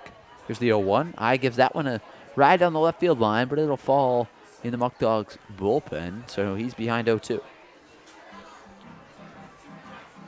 Always feels like, whether it's 2 outs, 1 out, or no outs, always feels like the Muckdogs one of the best hitting teams in this league, and certainly shown there, which is another beautiful play.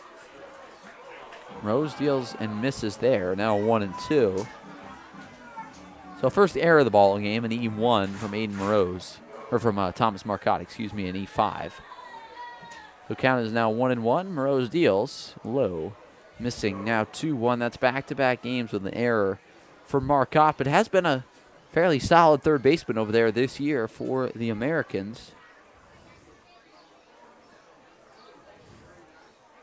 The 1-2 to I.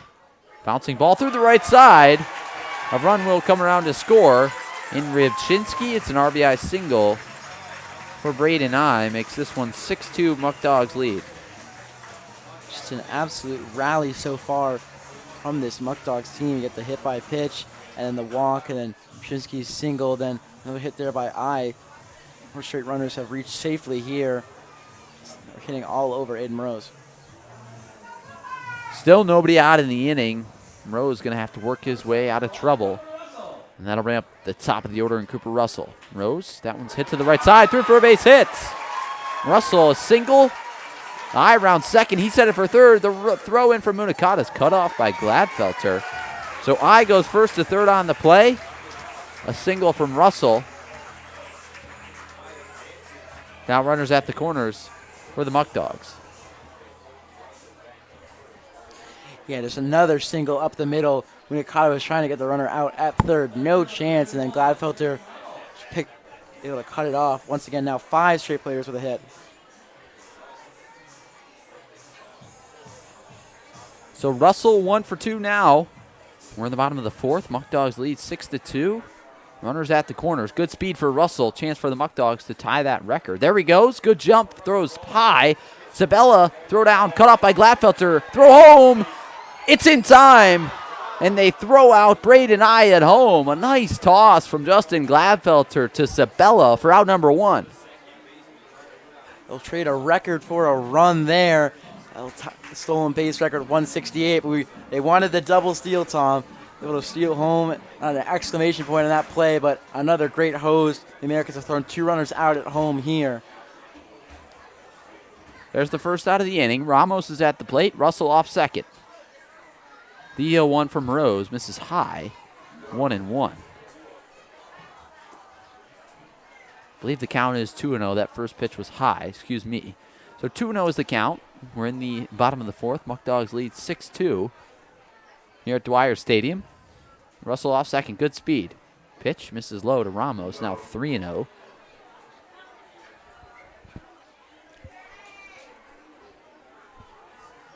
So count 3-0. See if Ramos has got the green light with a runner in scoring position in Russell at second. Good speed out there. Mrose takes a deep breath. Checks on Russell. Pick off. Fakes the throw. Nice play by Gladfelter coming in. We've seen that play a lot this year where the Americans cut off the throw from the catcher and then go right back to stop the team from the double steal. So like you mentioned, the Muckdogs trading a stolen base to tie the record for an out, which they can't afford in a game that really doesn't matter a whole lot. They can afford it in the game. They can afford it in the year. I mean, all the things attractive us a run. One play, an umpire calls time. Looked like Mrose jockeying a little bit with Ramos at the plate.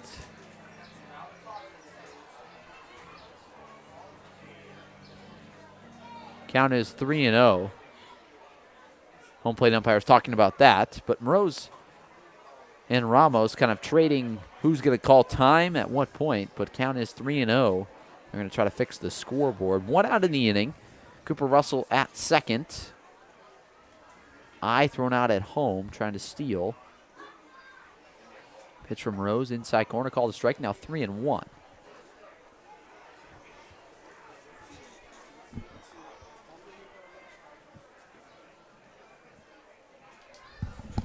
Pitch from Rose, inside corner, just misses. There's ball 4 to Jeremy Ramos. That'll bring up Evan Brock, now first and second with one out in the inning. Talking things over with the scoreboard operator to make sure things are all right and set.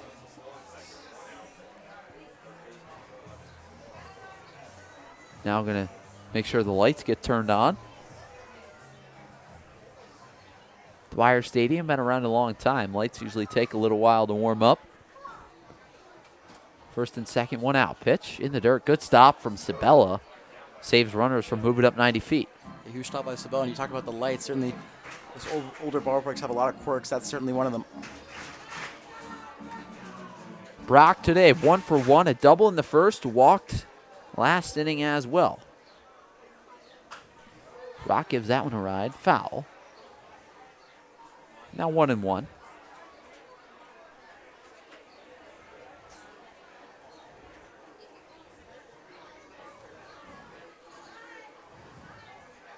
First and second, one out. Count is 1-1. Moreau's still out there in his fourth inning of work. Pitch. Brock sends that one out to deep right center. That'll fall in the gap. A base hit. Russell will score easily. Ramos rounding second. He set it for third. Now rounding third. He'll score. Brock rounds second. He set it for third. And he will make it sliding in safely. It's a 1-out, 2 RBI triple for Evan Brock. Extends the Muckdogs lead to 6. They lead 8-2 here at Dwyer Stadium. Absolutely putting it all over Americans team. Another triple on this in this game. So far, 4 extra base hits, 2 triples, 2 doubles. It's been unreal. It's just not been the outing Mrose has wanted.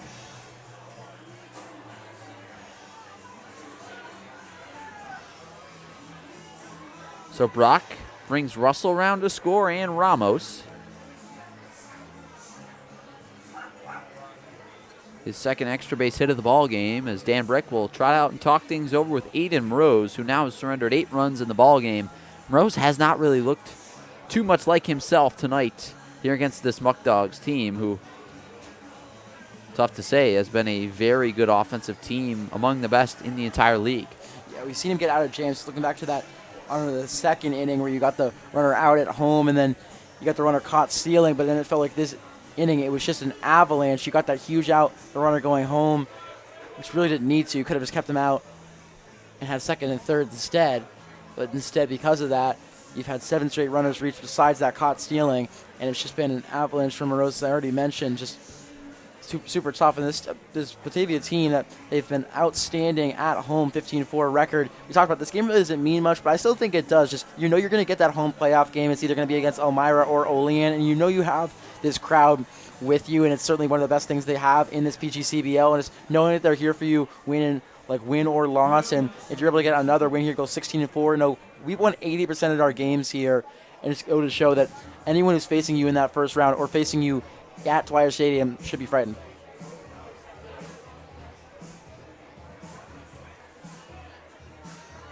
Yeah, especially some momentum going into the playoffs. You don't want to lose your final game at home and then expect this crowd to kind of return for the playoffs with that kind of same atmosphere that they have tonight if they were to lose, as the lights starting to turn on here at Dwyer Stadium. That'll bring up Jacob Vezko. Still one out in the inning. Brock off third. Americans bring the infield in. Pitch from Rose. Crack down the left field line. Going back is Shank, but it's foul. Vezko well out in front of that one. Now behind 0-1 here against Morose. Vezko already has one long ball. He's looking for another one there on that 325 line. Just hook foul into that bullpen. The 0-1 to Vezko. Outside, just missing. Morose thought he had it with the heater.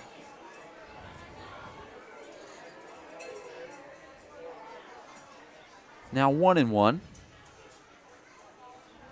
Pitch outside corner, just missing again with a fastball. Vezko today 0 for 1 with a sacrifice fly. Scored a run in the third. Takes his time stepping back into the box. Ahead in the count. Americans have the infield in. Just one out here in the inning. Muckdogs lead 8-2. Pitch from Rose. Swing and a miss, strike 2. First inning for Morose had 19 pitches in that first inning. Since then, now up to 90 in that next 3 1/3. Morose working out of the stretch against Vezko. The pitch, curveball, misses upstairs. That'll load the count full. Big pitch coming here for Morose. Cannot allow another guy on, and Vezko in this inning. Redmond looming on deck. He doubled his last time up. That scored a run.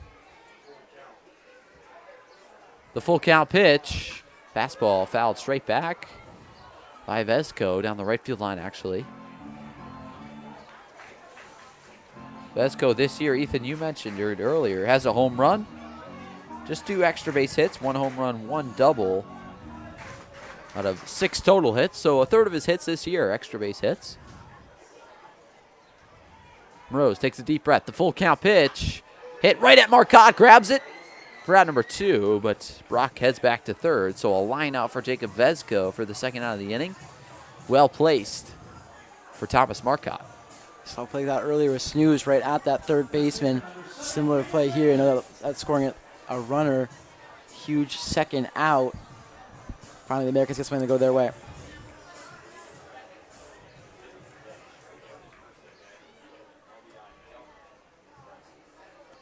Here's Redmond, first pitch, and Rose hits him. Second hit by pitch of the inning for Aiden Rose. Really has just lost control tonight. Second hit by pitch of the inning. Also has a wild pitch in the inning and 2 walks, so not the traditional Morose. We've talked about it, Tom. I feel like that really is the big symbol that he's lost control in this game. 10 innings per wild pitch, now has 2 in his last 3 innings. That one's in there, called strike to Kyle Vaughn.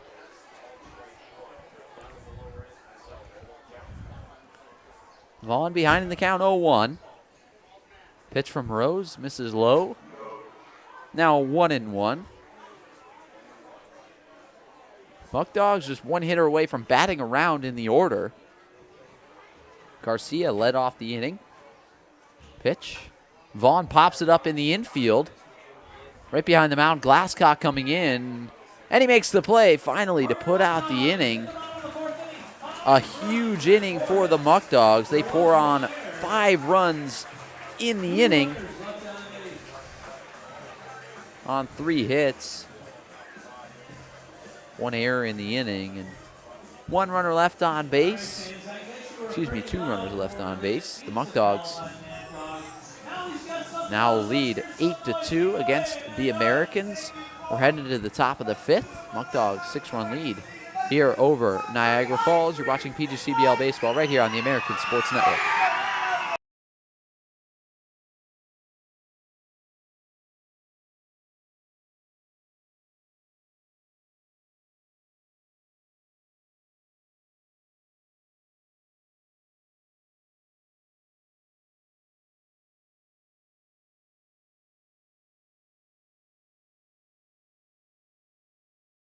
The Niagara Falls Americans would like to thank Bully Hill Vineyards for their support all season long. On the south end of gorgeous Keuka Lake, you can taste over 40 wines and enjoy food at a family-friendly winery open 7 days a week. Visit bullyhillvineyards.com to learn more about what they have to offer. The Niagara Falls Americans thank Casella Waste Systems for their continued support.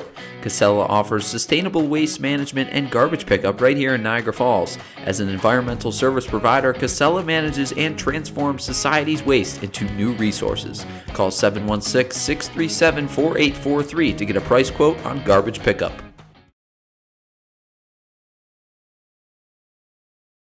The Niagara Falls Americans would like to thank TLC Pet Food for their continued support. Specializing in nutrient-dense recipes, TLC Pet Food offers dog and cat food with fresh ingredients and added probiotics. Find the whole life dog and cat formulas for your furry friend at tlcpetfood.com. Back here at Dwyer Stadium in Batavia, New York, the Muckdogs lead the Americans 8-2, and it's a new pitcher on here for Batavia. So Colin Stefanucci goes 4 strong for Batavia, only allowing 2 runs. Both coming in that first inning, was really dominant since that first. And they'll turn to Walter Garrett, number 77, a lefty, 6'5", 215-pound senior out of Trinity University. Houston, Texas native here in the top of the fifth. He'll face off against Alex Glasscock.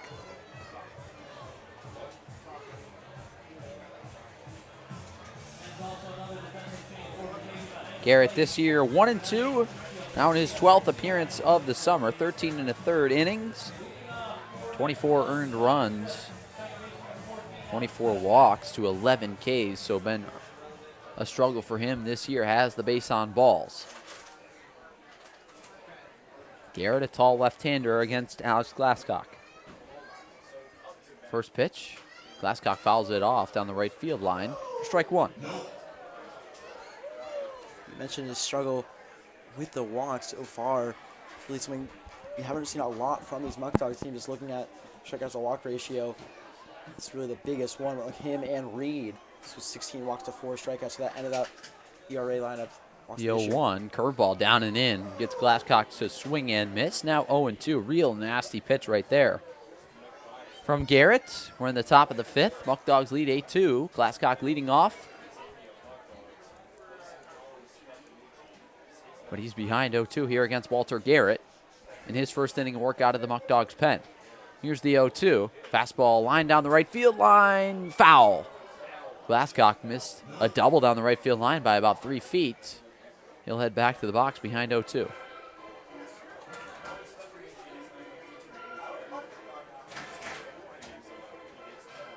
Glasscock played his freshman year at Swarthmore, then transferred to Middlebury College, where he is now.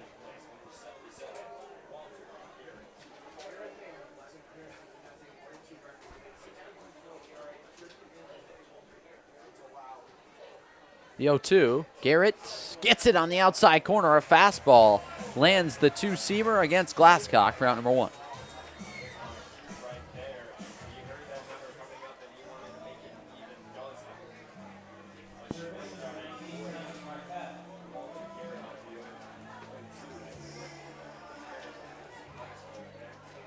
That'll bring up Thomas Marcotte. He struck out looking his first time up back in the second.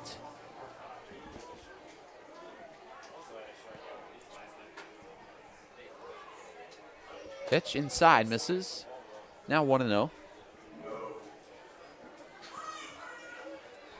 Marcotte playing third base tonight, made a nice snag last half inning on a liner right back at him. We're now in the top of the fifth. Muckdogs ahead 8-2 over the Americans. The 1-0 pitch. Garrett lines it right back up the middle, does Marcotte. It's a base hit, back-to-back days for a base hit for Thomas Marcotte. Now a hit in 6 of his last 8 games. There's a nice piece of hitting right up the middle for Marcotte. We talked about it. It's really picked it up the last couple of days. I guess they're going to start a rally here. Shank popped out to second his first time up. Just his second plate appearance today. We're in the 5th inning. 1 out. Marcotte off first. Garrett out of the stretch, deals low and in. A ball, now 1-0.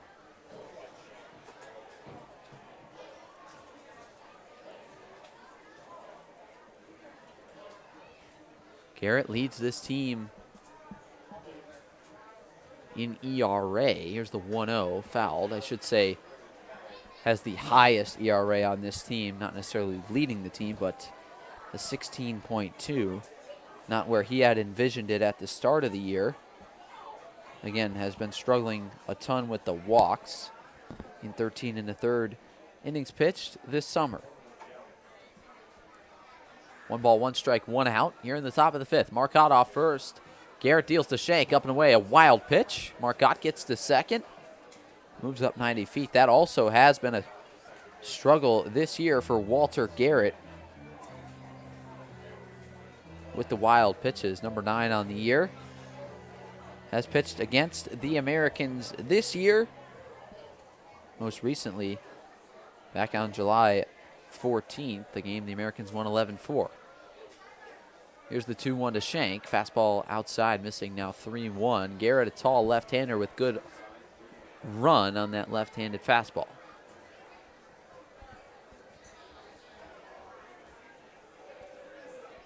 Count 3-1, 1 out. Marcotte off second. Shank at the plate. The pitch from Garrett, up and away, missing. Ball 4. Shank works a walk. Now 2 runners on for Ryotaro Munakata. High pitch walk. We already see that issue with the walks. I mean, full circle 25 walks on the year here. We talked about it way ahead. For the next guy. Now first and second with 1 out. Obviously you have a 6-run cushion, but you never want to be careful. You don't want to be too careful.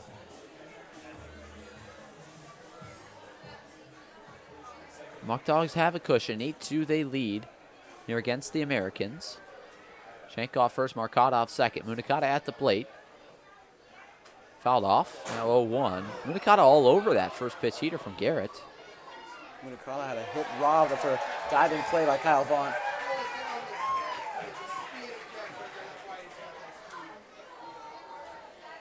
Garrett ahead in the count 0-1. 1 out here in the top of the 5th. We're at Dwyer Stadium. Beautiful sky tonight. Here at Dwyer, game was delayed due to some rain. Started around 7:03. Count 0-1. Garrett deals to Munakata. Curveball fouled off down the first baseline. Now 0-2.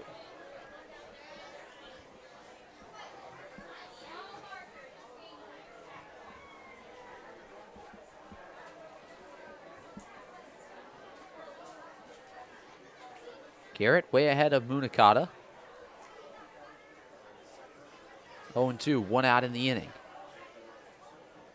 He deals. Fastball swing and a miss, strike 3. Munakata down on strikes for the 2nd out of the inning. That'll bring up CJ Snooze. Snooze, big spot here. We've had that huge line out earlier in this game, which runners at first and second, similar play can score at least 1. Snooze really struggling at the plate as of late, 0 for his last 19.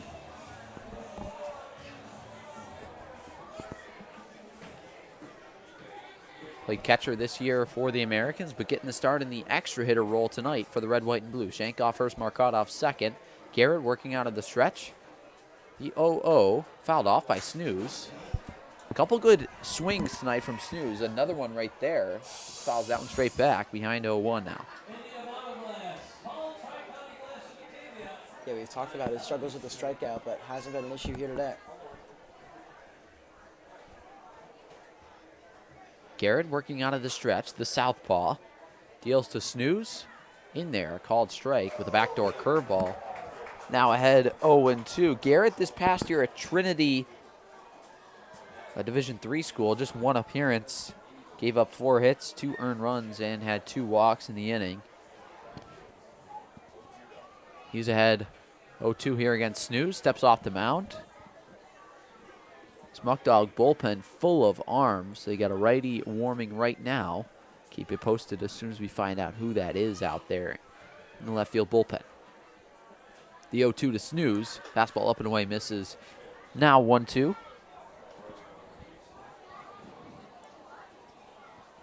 Garrett actually played for the East Division Mohawk Valley Diamond Dogs of the PGCBL last summer. 15 appearances, went 2-1 with 30 innings pitched, a 3.86 ERA, 30.1 innings. That one's swinging a miss, strike 3. Back-to-back strikeouts for Walter Garrett. In the inning, the Americans score no runs on 1 hit.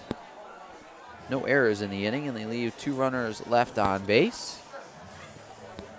Now we'll take a look at the standings around the PGCBL West Division as we wrap up the final 2 games here in the 2026 season. Batavia, Jamestown, and Auburn all locked into those 1, 2, and 3 spots.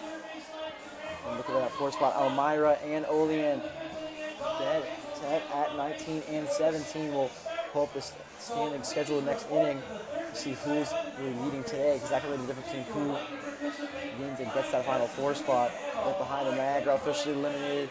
Geneva as well in the Falls, and then Newark. Jamestown lost 4 in a row in that 2 spot, which has really helped Batavia get up to the number 1 spot. Americans will head on the road to Olean tomorrow to end their season. But looks like they're going to stay put in that number 8 spot. Just a huge difference compared to what last year was. Yeah, absolutely. Just not the season the Americans have wanted. I'm trying to hold on here. Trying to get a huge win against Batavia. They certainly need a big comeback.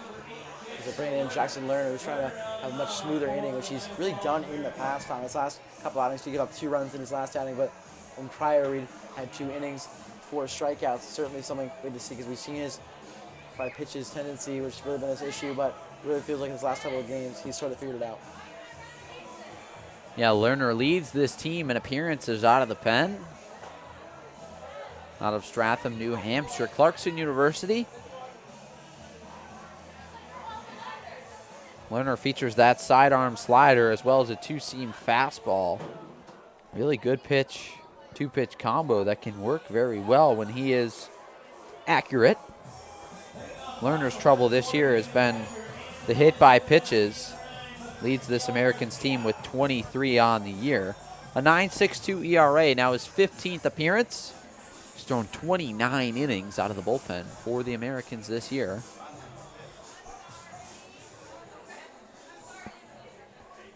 He'll face off against Patricio Garcia, who led off the 4th. First pitch from Lerner. There's that nasty slider. Strike number 1. Yeah, the breaking ball has really been Lerner's strength all year. You could see it right there, that huge whiff. Second pitch from Lerner. Another slider gets it in there. Quickly ahead 0-2 here against Garcia. Lerner 2-0 this summer. 1.62 whip. Here's the 0-2 to Garcia, outside missing. Now 1-2. Lerner giving up 38 total runs, 31 of them earned, 22 walks, 22 strikeouts, and 16 walks. Here's the 1-2 from Lerner. Swing and a miss, strike 3. Jackson Lerner comes on, gets a strikeout. In his first at-bat against Patricio Garcia, first batter faced, I should say. Strike number 1, out number 1.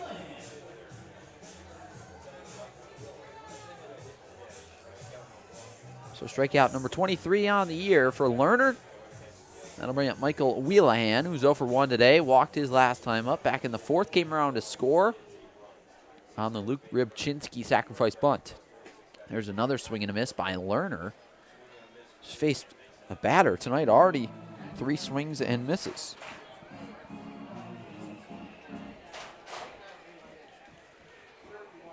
The 0-1 from Lerner outside, missing.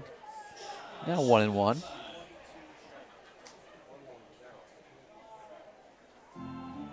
Lerner last pitched on Sunday against the Auburn Doubledays, 3 2/3. Ethan, like you mentioned, 2 earned runs in that outing on 3 hits.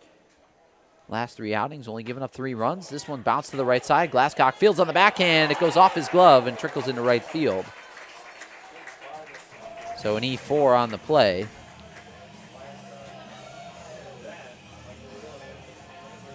I feel like Lerner's going to get a quick 2 outs. Just tough play for Glasscock. Just got to run it on with Wheelahan on first time. Wondering if he could be the one to break that stolen base record. Wheelahan, far on the year, hasn't had a stolen base yet. Obviously, he struggled to get on safely, but you never know. You never know who's going to break a stolen base record, and it could be number 10. Here's Luke Rybczynski at the plate. Wheelahan on first. Like you mentioned, 168 total steals on the year for the Muckdogs. They need 1 more to break the record. Swinging a foul tip. Strike number 1. Rybczynski had a sacrifice bunt his last time up. That was an E5 from Marcotte. That got 2 runners to score on the play. Now behind 0-1. Wheelahan off first. There he goes. Pitch is low, and there's the record breaker. 169 stolen bases for the Batavia Muckdogs. Breaks the PGCBL league record for the most stolen bases in a single season.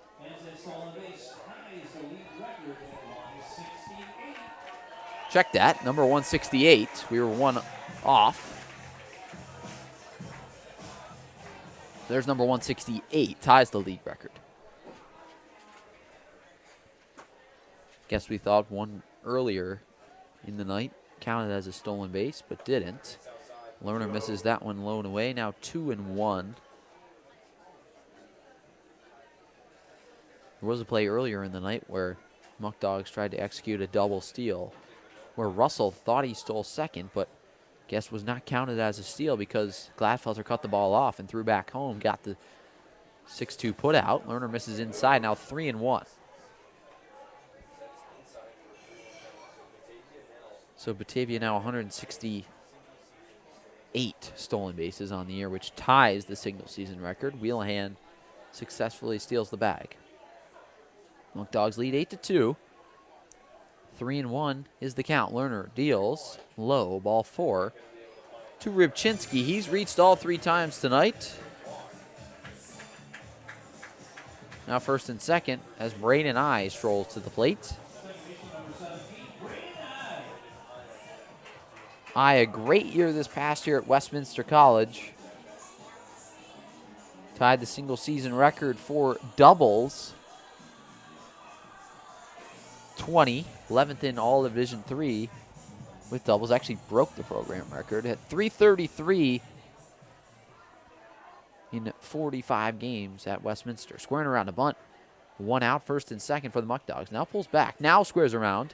It's inside. A heck of a stop from Sabella, but a hit off I. Another hit by pitch by Jackson Lerner, his 24th on the year. Slider got away from him. That'll load the bases.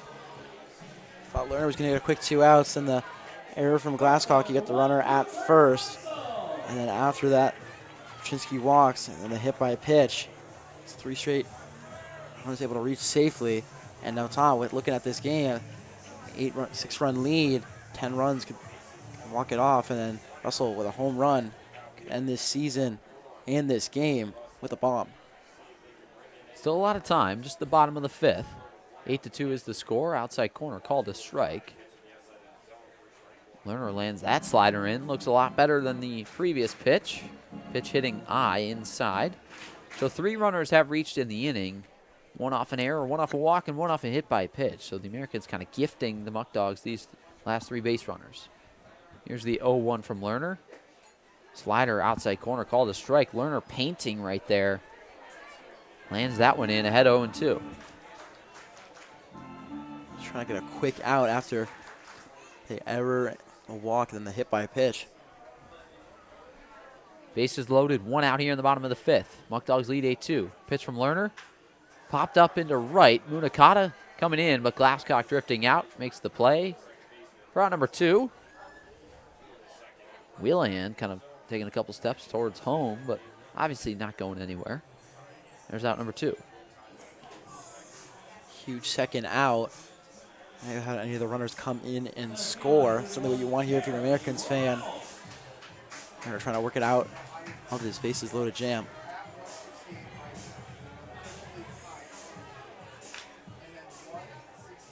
So now 2 outs in the inning. A big at-bat here for Jeremy Ramos, looking to extend the Muckdogs' lead. Possibly break the game open with something in the gap, which Ramos has an extra base hit tonight. A triple back in the 3rd inning for an RBI.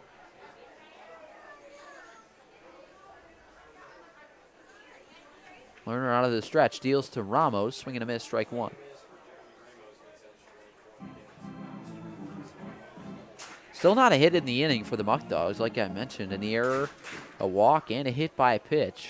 Loaded the bases, 1 out before Cooper Russell popped out. So a 1-out bases loaded situation. Now 2 outs, 0-1. Hit to the left side and through for a base hit. 1 run scores in Wheelahan. Here comes Rybczynski. The ball gets by Shank. Rybczynski will score. I now rounds 3rd. He'll score. Ramos headed for 3rd. He makes it. And Ramos clears the bases, extends the Muckdogs' lead 11-2 now. 3-run score on the play. It's going to be ruled an E7 on Evan Shank. So unearned runs from Jackson Lerner, but Ramos clears the bases. Now under the glove of Shank, you're thinking, all right, it's going to be a 2-run single and have 1st and 2nd. Instead, under his glove, you have the runner come all the way around from first base. And now a single can end this game. Muckdogs fan, you're wondering, do we want the record as well? But all you need now is a ground ball and you'll win this game. So Ramos gets all the way to 3rd.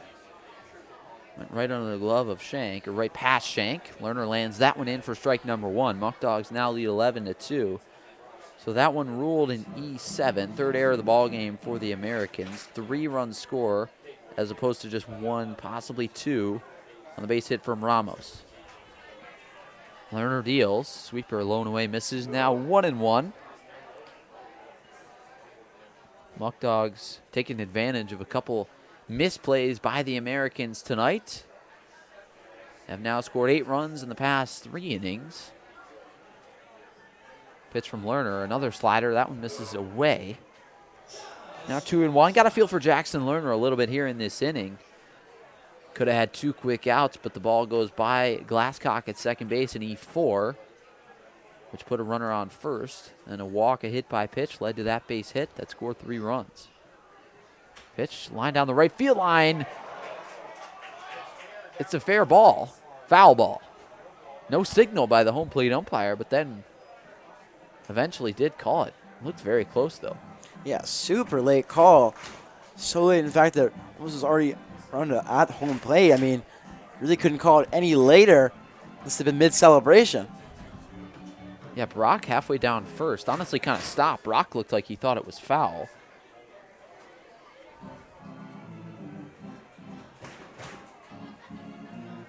So Ramos gets 2 RBIs on the play, but all 3 runs unearned due to the error from Evan Shank out there in left. Pitch fouled off by Brock. Brock, some healthy hacks here in this at-bat. Really looking like he wants to send this one about 400 feet. Brock, this past year at Brockport, a .311 hitter, .475 slugging percentage. Pitch. Sends that one out to right. Munakata underneath it. Makes the call and catches for out number 3. Well, 90 feet away. They won't do it in 5. It's going to force the 6th inning here. So in the inning, the Muckdogs score 3 runs on 1 hit. 1 error in the inning, a big one. And 1 runner left on base. Muckdogs now lead 11-2. They've scored 10 runs in the last 3 innings, really pouring it on.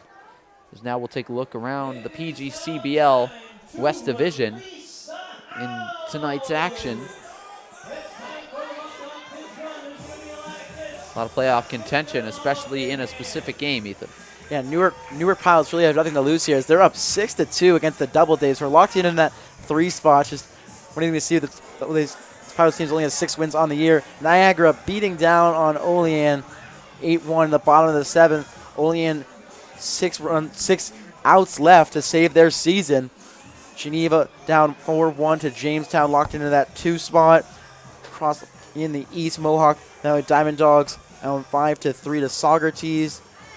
And Utica up 7-4 over Glen Falls. We have one more. Amsterdam Mohawks up 4-2 at the Oneonta Outlaws. So despite the Niagara Ironbacks losing out on playoff contention, they're saying we're going to take Olean with us. And Olean's certainly going to be sad in St. Catharines unless an epic comeback occurs. Yeah, we'll take a look again at the standings. Olean 19-17, currently tied with Elmira, but Elmira just 1 game left on the year.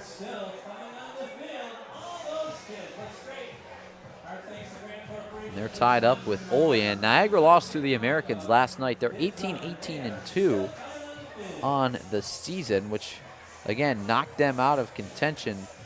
The Americans did that last night. Elmira will play tomorrow, and the Americans will play Olean tomorrow as well. So as it stands, Tom, we were thinking it might be in Olean, a win and you're in, but certainly doesn't look like it'll be the case. And honestly, that'll be pretty tough just with how far Olean is. Probably a good 2.5-hour drive from St. Catharines. It's going to be a tough ride home, and it's going to be a tough game tomorrow, knowing when you're going into this thinking, all right, we just have to beat the Ironbacks, who just lost 4-1, and then have to beat an American team that you've beaten 3 times already this year. But the Ironbacks scoring 8 runs after only scoring 1 yesterday, really turning the tables. Yeah, so Elmira will play tomorrow at Auburn, as they are currently tied. You see the standings, 19-17 with Olean. If Olean were to lose tonight, they'd go 19-18 on the year.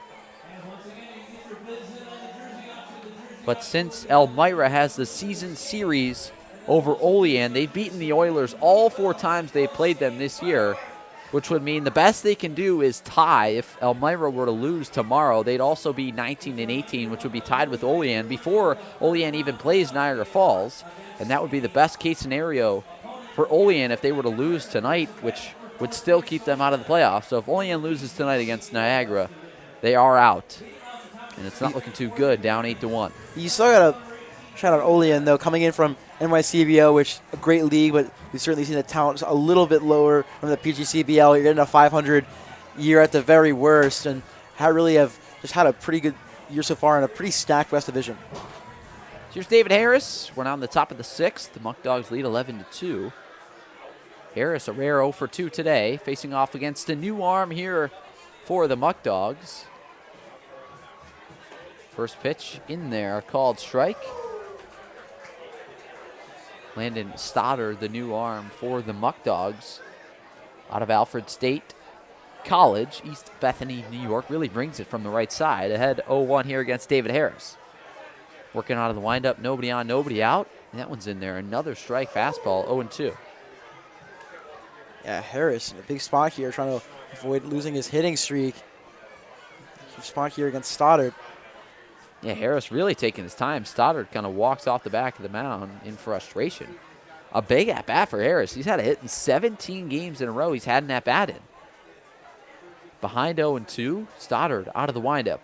Deals. Harris bounced to the right side.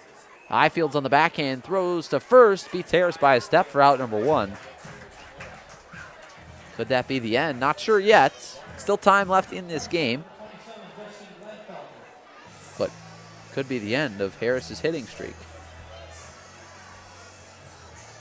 Certainly, if that is the case, what a hitting streak it was. One player of the week, 14 or 21 in that week. It's been unreal for this Americans team. It's really been one of the few bright spots in this overall tough season. Home plate umpire calls time. Going to tell the Muckdogs guys to get into the dugout as they were outside of it. Justin Gladfelter at the plate. He doubled back in the first inning. Scored the first run of the ball game. Gave the Americans a 2-0 lead in that at the end of the first. After Gladfelter, Stickler back-to-back doubles and an Adam White sacrifice fly, but since then the Americans have been held scoreless. The 0-0 from Stoddard. Low misses, 1-0.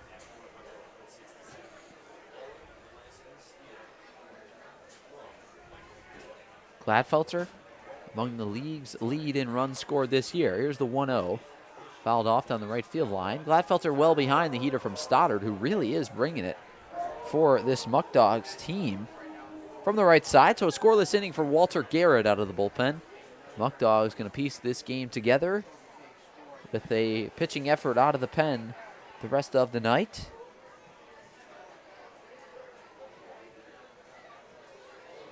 One ball, one strike, one out. Base is empty.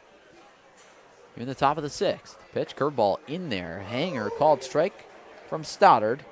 Stoddard tossed 12 2/3 innings this year, giving up 17 runs on 13 hits. 15 of those runs earned. 9 walks to 8 strikeouts. Count 1-2. Stoddard onto the windup, deals to Gladfelter. Curveball low and away. Good take from Gladfelter. Evens up the count at 2. Really goes to show that what we've seen from these relief arms, Stoddard and Garrett, 16 ERA, 10 ERA, but they're still really mowing down this Americans team.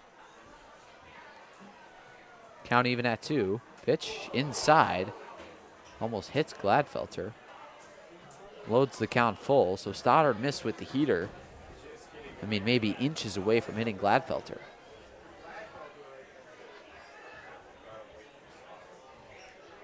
Full count pitch. Incoming from Landon Stoddard to Justin Gladfelter. And he hits him. Gladfelter throws his bat in frustration. Obviously not on purpose. I mean, a game that's 11-2. A hit by pitch really isn't going to accomplish much. And a game that really doesn't matter a whole lot. No reason to hit Gladfelter. Put him on first with Stickler at the plate.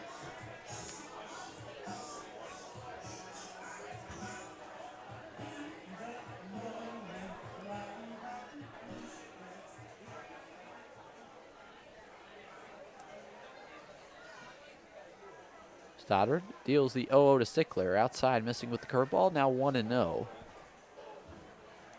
Stickler today 1 for 2. An RBI double back in the first inning. Came around to score on the Adam White sacrifice fly. Popped out to right in his last at-bat back in the fourth. Gladfelter off first. A good lead. Pitch throws behind Stickler.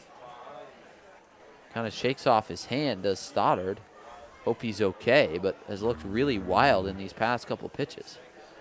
Stoddard certainly has had issues with being wild in the past. 3 wild pitches and 5 hit by pitches, 12 2 in the third inning. He's already done both in back-to-back. Real packed house here at Dwyer Stadium tonight. Final game of the regular season here for the Muckdogs. Count 2-0. Good hitters count for the power hitting Stickler. Swing and a miss, strike 1 on the high heater.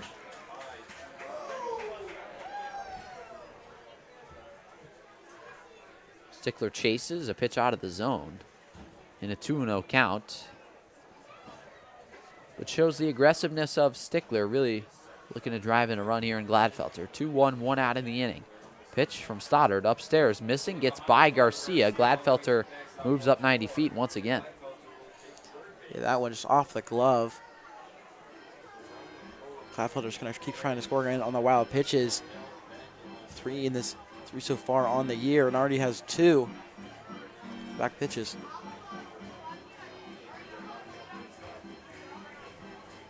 Count is 3-1. 1 out here in the top of the 6th. Stoddard deals to Stickler above his head. Gladfelter scampers home. The play at the plate. There isn't going to be one. Gladfelter scores 3 wild pitches. Gladfelter goes from second to third to home, makes it an 11-3 ball game. Stoddard, after having one of the best hitters in the PGCBL ground out, has just looked not all there. Stickler along with Gladfelter, walking him around by the wild pitch. Surprised no mound visit here from either Skip Martinez or Patricio Garcia. Stickler off first. Adam Weiss at the plate. Curveball in there, called strike. 0-1. Drops a nasty curveball against Adam Weiss after coming inside with the heater. A whole lot to Stickler. Definitely gets Weiss off guard. Weiss swings and misses there. Now 0-2. He's behind.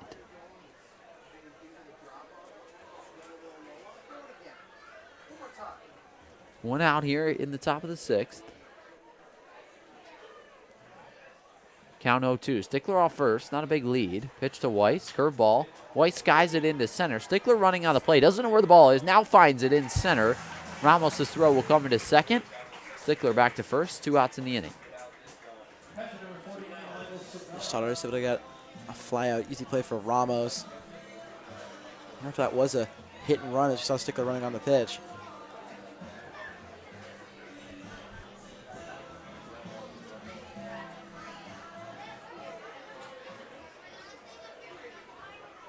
That'll bring up Mike Sabella. Sabella 0 for 2 today. Switch hitter batting from the left side against the righty Stoddard. Pitch outside missing.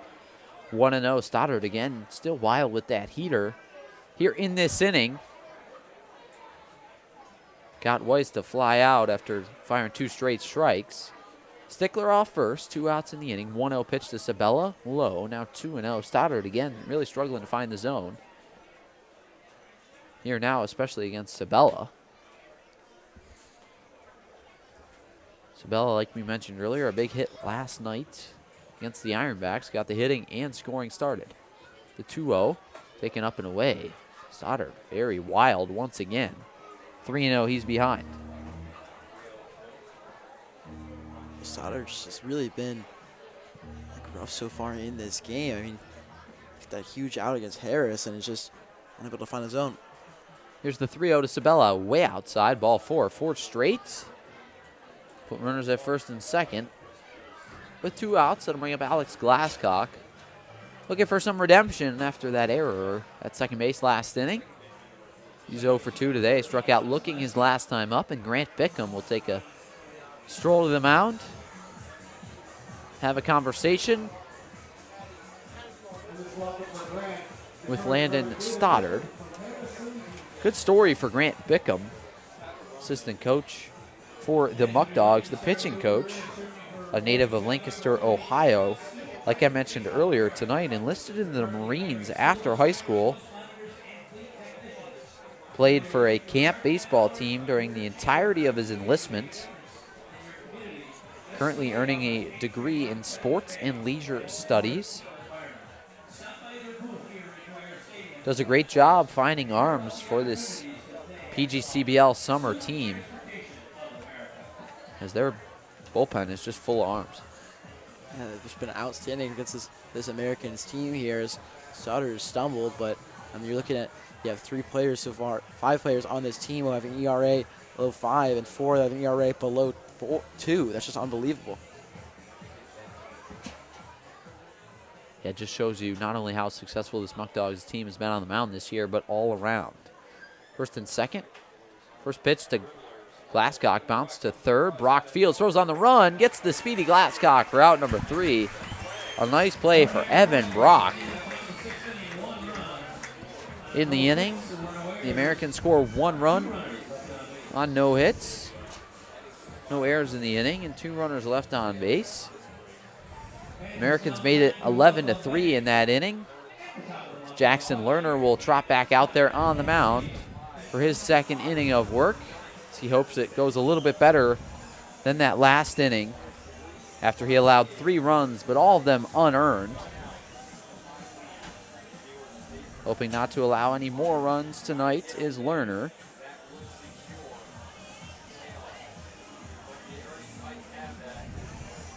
Niagara Falls Americans would like to thank Geico, the 3rd largest auto insurance provider in the United States, for its continued support. However you define Western New York, one thing is certain: drivers encounter a wide variety of road conditions, whether it's slick, snowy roads, congestion on the New York State Thruway, or deer on scenic back roads. You want to make sure you have the right car insurance to ensure the safety of yourself, your passengers, and your vehicle. Head to geico.com to get a fast and free insurance quote to find the coverage that best fits your needs. Definitely all kinds of roads out there in Western New York. Never know what you're going to encounter.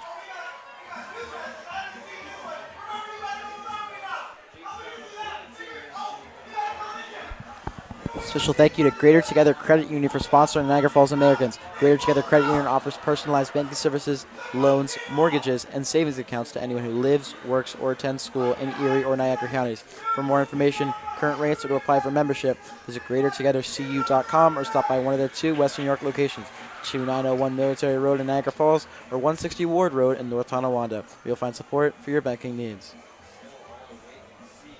So we 4, 5, 6 coming up now for the Muckdogs. We're in the bottom of the 6th. They lead the red, white, and blue 11-3. Jackson Lerner back out there on the mound.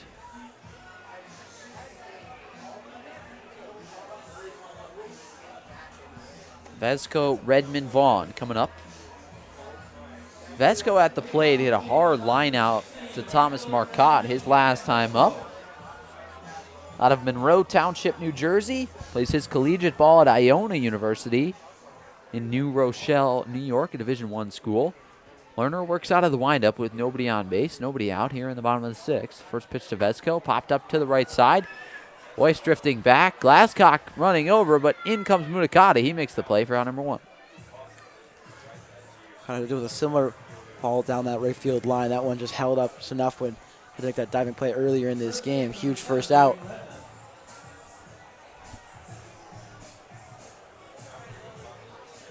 Here's Braden Redmond. So Mutakata makes the final out of the 5th and makes the first out of the bottom of the 6th. Redmond digging in from the left side. First pitch from Lerner. This is up and out for ball number 1 with the fastball. Redmond today an RBI double back in the 3rd and was hit by a pitch his last time up in the 4th. Struck out in the 1st. The 1-0. There's that slider, misses away. Now 2-0 to Redmond. Lerner definitely a guy that's more successful against right-handed hitters with that slider working away from a righty into a lefty. Just a matter of if he can land that pitch off of the fastball. Count is 2-0. The pitch, outside, missing. Now 3-0. Lerner falling behind here against Redmond after getting Vesco out on the first pitch. Redmond, a lefty-lefty, 6'2", 200-pound freshman out of Townsend, Delaware. The 3-0 in there, called strike. Now 3-1. Redmond going to be an incoming freshman at Salisbury University in the spring. Two-way pitcher, first baseman. Count 3-1, 1 out. Pitch from Lerner. Fastball cracked foul behind home. Now 3-2.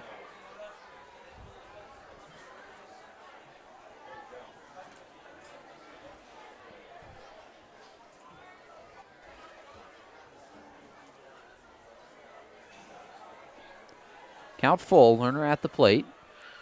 Lerner on the mound, excuse me. Redmond at the plate. The pitch. Sweeper in there. Called strike 3. Lerner gets Redmond down looking for the second out of the inning. Yeah, huge strikeout again from Lerner, getting 2 huge outs. Brings up Vaughn. 191 hitters made a couple nice plays far in this game in left field. So nobody on. Here in the bottom of the 6th. Muckdogs lead 11-3. Pitch from Lerner. There's that slider again, missing the low. 1-0 to Vaughn. So second strikeout of the night for Lerner.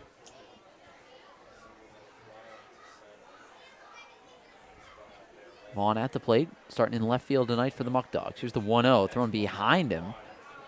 Actually spoke with Lerner pre-game about that pitch exactly, about that hit-by-pitch total on the year. Just talked about how many of those sliders have kind of slipped out of his hand. A really tough pitch to throw because it has so much movement. Really have to kind of start it at the hitter if you're throwing to a righty and land it in the zone. Here's the 2-0, fastball outside corner, called a strike. You should have just saw him do that right there, just at the hip, then able to cut out, able to clip that outer half of the zone for a huge first strike. Now 2-1. Lerner working out of the stretch against Kyle Vaughn. Here's the pitch. Bouncing ball to the left side. Marcotte over, plays with one hand, throws on the run, got him. Nice run and play from Thomas Marcotte. Fields with one hand and makes a nice running play. Would have been a tough play in the hole for Gladfelter at short. What a 1-2-3 inning works for Jackson Lerner.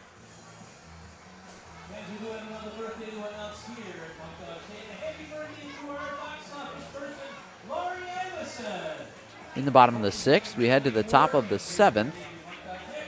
Muckdogs still lead big against the Americans 11-3. You're watching PGCBL Baseball here on the American Sports Network. Sammy's Pizzeria has been family owned and operated for 3 generations since 1962 and are the originators of the 1/2 tray of pizza. The Americans would like to thank Sammy's for sponsoring the team this season. Pick up all your favorites right across the street from Sal Magley Stadium at Sammy's Pizzeria. The Niagara Falls Americans appreciate the support of Greater Together Credit Union. Greater Together Credit Union provides personalized banking, loans, mortgages, and savings accounts for anyone living, working, or attending school in Erie or Niagara counties. For more information, current rates, or to apply for membership, visit greatertogethercu.com. The Niagara Falls Americans would like to thank Coca-Cola for their support this season. Known for its refreshing bubbles and iconic flavor, Coca-Cola is the world's best-selling carbonated soft drink. Snag a Coke right here at the Sal Magley Stadium concession stand and make your game day even sweeter. Back here in Batavia, New York, Dwyer Stadium, a new guy on the mound for the Muckdogs in Matt Marsh. 6.43 ERA, 7 innings on the year. Yeah, Marsh mentioned that 6.43 ERA. 6 hits given up, 5 runs, all earned. 8 strikeouts to 6 walks, so pretty similar. He's given up a double. 3 wild pitches, though, in those 7 innings, which has been a problem for this Muckdogs team. Obviously up by 9, or up by 8, but they've certainly given up a lot of wild pitches. Gladfelter came around to score via 3 straight wild pitches. So they keep using these guys, Tom, who really haven't pitched that many innings. Obviously, 13 innings is a bit, but going to a guy with 7 innings so far, and then guys so far in this game, Stefanucci only had 4. Just really getting these guys a couple of innings in when they really haven't had a lot this year. So leading off the top of the 7th is Thomas Marcotte. Singled his last time up back in the 5th. A nice base hit right up the middle.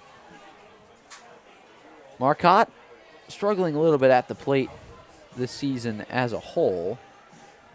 Just hasn't been able to find that consistent stroke at the plate.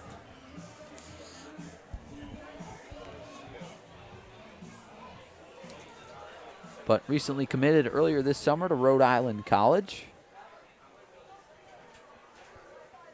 After 2 good years at Southern Maine Community College. Will face against the lefty Marsh.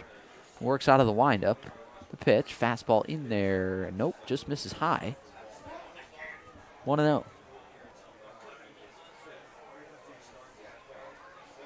Marcotte on the year, a 170 hitter, 228 on base percentage.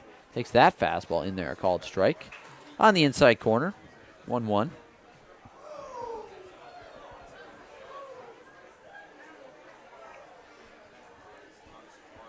Marsh out of the windup, deals the 1-1 to Marcotte. Cracked into left center, ranging over Ramos. He won't get there. It'll fall for a base hit and get by him. Marcotte rounds first. He's headed for second.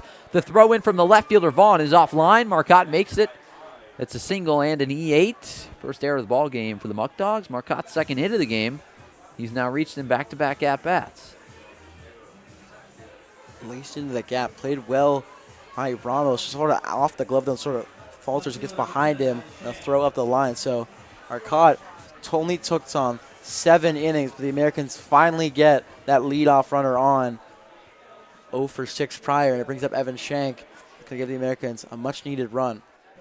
These two have been pretty good past day and a half here. Now in Batavia, Shank swings and misses. Strike 1. Yesterday, Shank was 1 for 1 with a double and a walk. Marcotte had a hit and a walk as well. Only 2 walks in the game last night, both coming from these two. Tonight, Shank a walk. Marcotte 2 hits. So they've reached 3 times tonight, 4 times last night. The 0-1 to Shank. Swing and a miss. Now strike 2. Well behind a heater from Marsh. Shank, we've really seen struggle with that heat. We've seen him chase on these pitches. 16 strikeouts. It's really been his issue so far. 0-2 is the count. Nobody out here in the top of the 7th. Marsh, the southpaw on the mound. There goes Marcotte for third. Stops halfway. Maybe drawing a fake steal. Trying to get some Muckdogs defenders off guard. Keep the Muckdogs defenders off guard. We're in the top of the 7th. Muckdogs lead 11-3 here at Dwyer Stadium. Marcotte off second. Not blazing speed. Pitch from Shank misses upstairs. Marcotte has the ability to score on a base hit from Shank, which Shank is even now against Marsh. 2-2, nobody out. Munakata looming on deck, who is 0 for 2 today. Shank 0 for 1. Marsh deals, fastball low, loads the count full.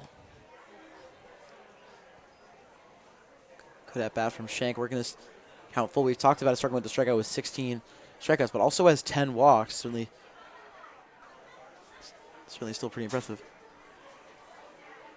Yeah, Shank a walk last night, riding a 4-game on-base streak. Marsh out of the windup, checks on Marcotte out of the stretch, and deals that one in there, called strike 3. Shank down on strikes, takes a fastball in the outer half. There's out number 1. Huge first out for an 0-2 count, worked back in. Marsh able to find the zone for huge first out as it brings up Munakata. He's been robbed of a hit a couple times so far.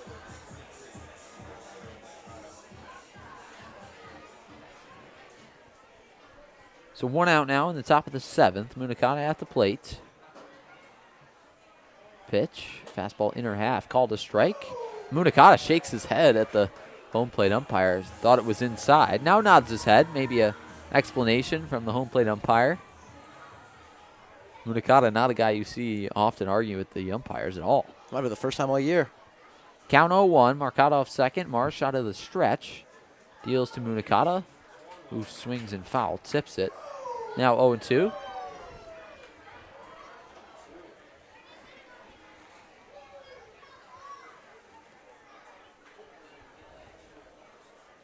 Munakata lined out to left, was robbed of a base hit by Kyle Vaughn back in the 3rd, then struck out swinging in the 5th. Now behind 0-2, 1 out pitch from Marsh upstairs. Good spot from Marsh, but Munakata took it. Now 1-2. We've talked about Munakata on one of those few players who has more RBIs than hits, or RBIs to 8 hits. So not something you see a lot, but it always feels like he's in these big spots. Marsh deals the 1-2. Chops it down the 3rd baseline. Going to be a tough play for Brock. Fields with one hand, throws on the run, not in time.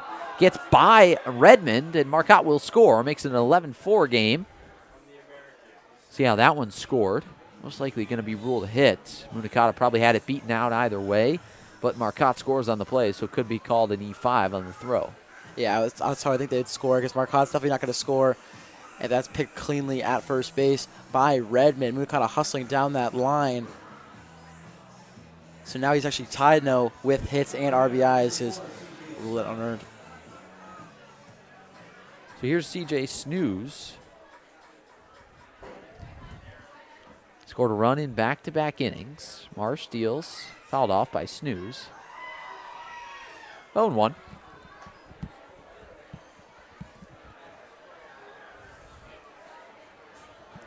Munakata off first, 1 out in the inning. Americans, 1 hit in the inning as well. 0-1 is the count. Snooze at the plate. Has had a couple good at-bats tonight.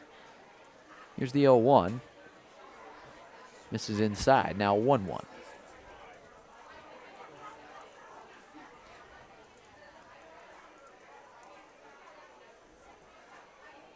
Marsh working out of the stretch. Count even at 1 out in the inning. Pitch to Snooze. Fastball fouled off. Another good swing by Snooze again.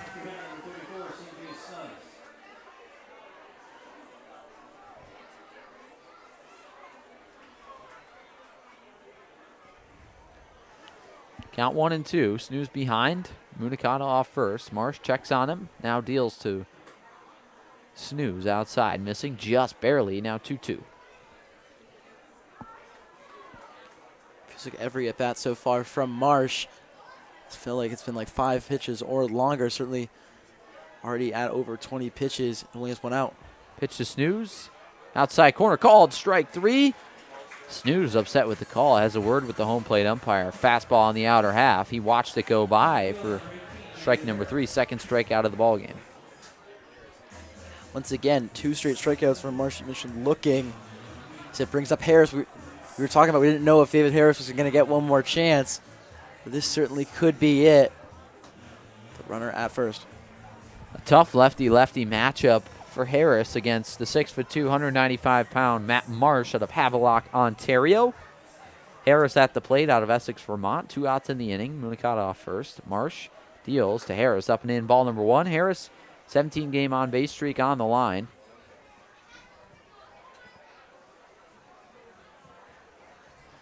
Also reached base safely in 21 straight. Marsh will play at the University of Cumberland's, an NAIA school in Williamsburg, Kentucky this year. Harris takes a fastball there. Called strike. Marsh actually played for the Olean Oilers in the NYCBL in 2023 and 2024. Then had arm surgery in 25. Didn't pitch at all in 2026. Rehabbing, ramping up from the surgery. Now back here with the Muckdogs this summer. Here's the 1-1. Harris takes it inside. Missing now 2-1. Marsh, an Havelock, Ontario native, was actually going to play in the Western Canadian Baseball League last summer, but spent the summer rehabbing from his arm surgery. Checks on Munikata at first. Deals to Harris. Bouncing ball back towards the mound. Marsh fields. Bobbles now throws to first. Got him. So a rare 0 for 4 for David Harris. That inning streak now surely on the line. Never know, he might get one more opportunity. We're only in the bottom of the 7th. Americans have 6 outs to go. Just felt unlucky. He was right back at March. He bobbled it twice. And even still, Harris makes it super close. It's unlucky. As we'll pause here to listen in to Take Me Out to the Ball Game here at Dwyer Stadium. Stretch your legs for the 7th inning stretch.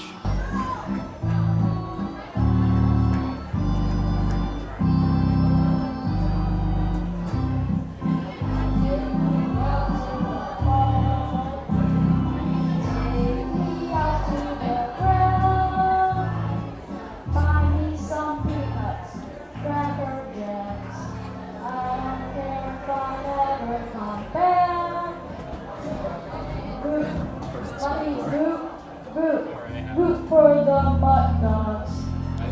1, 2, 3, each strike out. At the old ball game. Alright, I love that interpretation.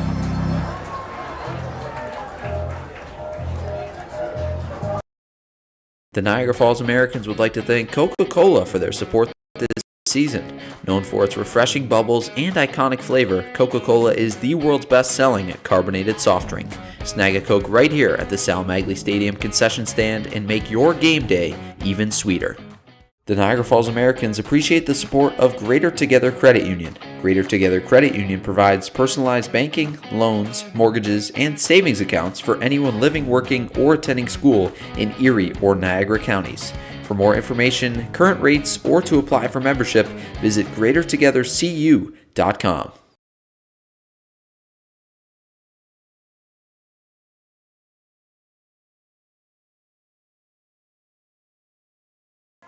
Back here in the bottom of the 7th.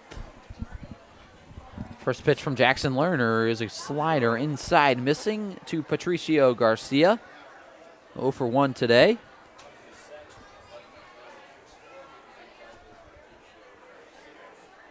One and 0 is the count. Lerner deals. That one's hit down the right field line, but goes foul.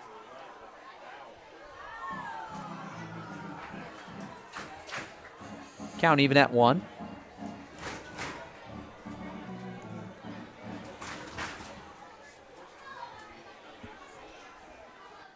Lerner Lerner working out of the stretch. Nobody on, nobody out here in the bottom of the 7th. Pitch, fastball outside corner, called a strike. Now 1-2. Lerner now in his 3rd inning of work here for the Americans. Muckdogs lead 11-4. Fireworks ready to blow this place out of the water. Here's the 1-2. Sweeper outside corner missing. Evens the count up at 2. If you're a Muckdogs fan, you thought this game might have been over 2 innings ago. You have a runner at third with Evan Brock, who has the most RBIs in the league. Able to ground out, and Americans certainly got some run insurance in the last 2 innings. Here's the 2-2, and he hits him. Lerner throws up his hand, says, thought Garcia leaned into that one. Now taps his chest, says, that's my bad. Can't show that body language, and Garcia gets on first.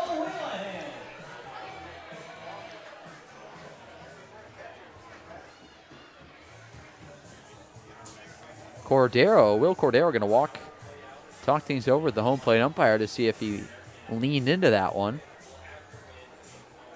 Tough to see from our angle, but it kind of looked like Garcia stuck out his right elbow, said, yeah, I'll take a hit by pitch, and jogged down to first. I'm not sure, but definitely looked like Lerner was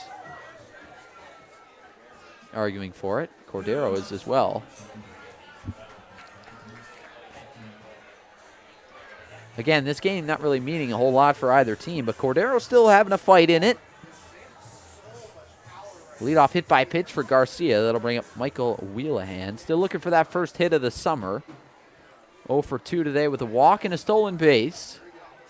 Garcia off first. Pitch. Bouncing ball to short. Gladfelter fields with one. Steps on second for one. On to first. A double play. A 6-3 double play for Justin Gladfelter. 2 quick outs for Jackson Lerner.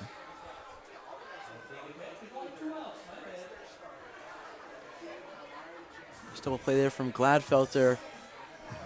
Immediately off after that, leaning under that pitch, sort of gets his karma after a double play. Now 2 quick outs here for Brzezinski.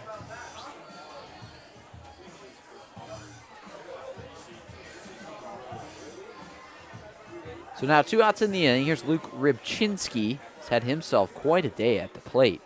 Walked twice, had a sacrifice bunt where he reached on an error where 2 runs came around to score.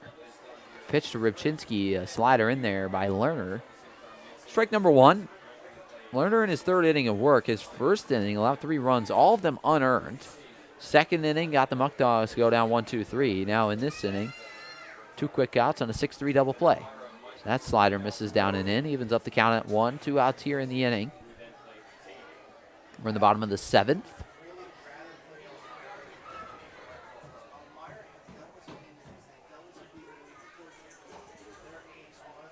Count 1-1. Pitch from Lerner. Swing and a miss.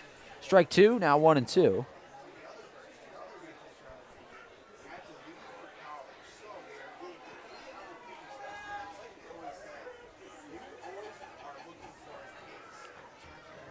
Lerner out of Clarkson University. Heading to count 1-2 here against Luke Rybczynski out of SUNY Niagara. The 1-2. Sweeper outside corner. Just misses.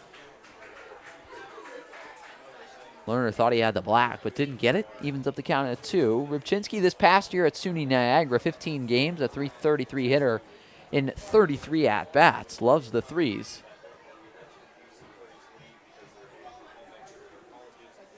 Here's the 2-2. Line down the third baseline. Foul. Stays 2-2.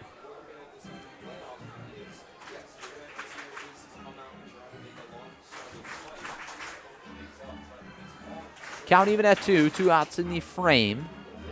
Lerner working. Looking to get through his 3rd inning of 0 earned run baseball. Americans outfield shifted into right center against the lefty Rybczynski. The pitch from Lerner. Slider outside corner. Just misses again. Tries to land that backdoor slider again, but cannot do it. Against the left-hander Rybczynski, who resets himself, pounds his chest, says full count. This pitch is a big one with 2 outs.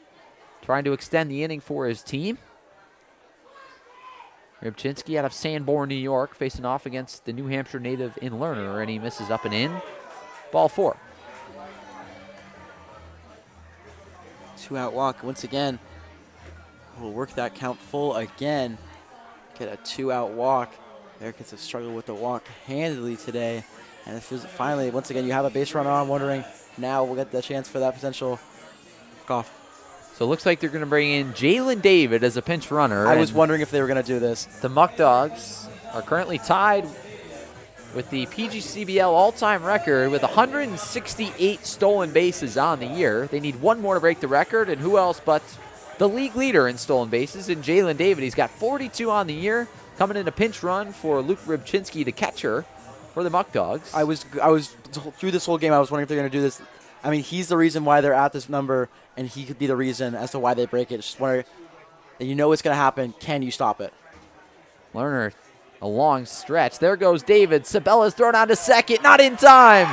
So David comes off the bench and gets the stolen base to break the record. The all-time single-season stolen base record as a team. The Batavia Muckdogs break it, 169. It was an unbelievable throw by Sabella on a pitch that was up high. As we saw Gladfelder trying to go for the spin tag. Shots not enough as David and the Muckdogs cement themselves stolen base leaders of the PCBL. So David's stolen base number 43. Lerner deals. Cracks that one into left center. It'll fall in front of Shank. David will score easily. Shank's throw cut off by Marcotte. Keeps at first. That's an RBI single for Braden His second RBI single of the game. Makes it 12-4, Muckdogs lead. Another good piece of hitting. Good chance for the Shank's throw to get out David. We saw the throw cut off once again. Russell up to bat once again. We saw it earlier in this game when the bases were loaded and they were up by 6. He could end this game with a swing. Same thing here as it's now an 8-run game. First pitch to Cooper Russell in there for strike number 1. So there's the first earned run surrendered by Jackson Lerner tonight.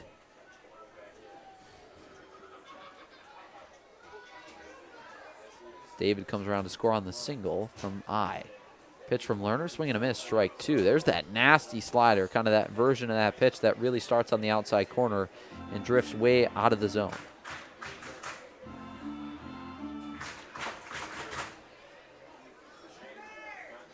Lerner working out of the stretch. Way ahead 0-2 here against Russell. The pitch, and it hits him.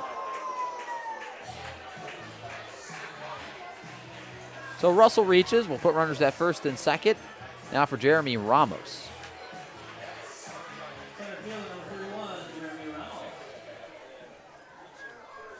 Bring up Ramos, who already has a triple in this game, scoring Russell. A double in this game could end it, having runners at first and second.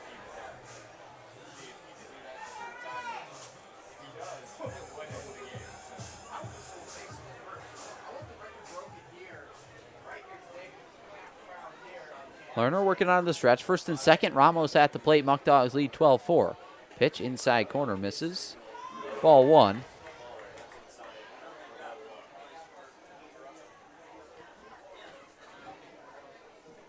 We're in the bottom of the 7th. Muckdogs lead 12-4. The winning run at first base in Cooper Russell for the run rule. Ramos fouls it off. Now 1-1. Man, what it would do to this crowd if the Muckdogs were able to produce a walk-off Mercy Rule victory on the final game of the season here in 2026. Talked about it earlier. We thought they were going to get it and they wouldn't get the record. They already have the record, and it's certainly in line for the win. Just will it be a walk-off? 1-1 pitch from Lerner. In there, called strike. Now 1-2. Ramos today, 2 hits, 3 RBIs. 2 runs scored and 2 walks. He's reached all 4 times. Lerner ahead in the count 1-2. Russell off first. Pitch fouled straight back.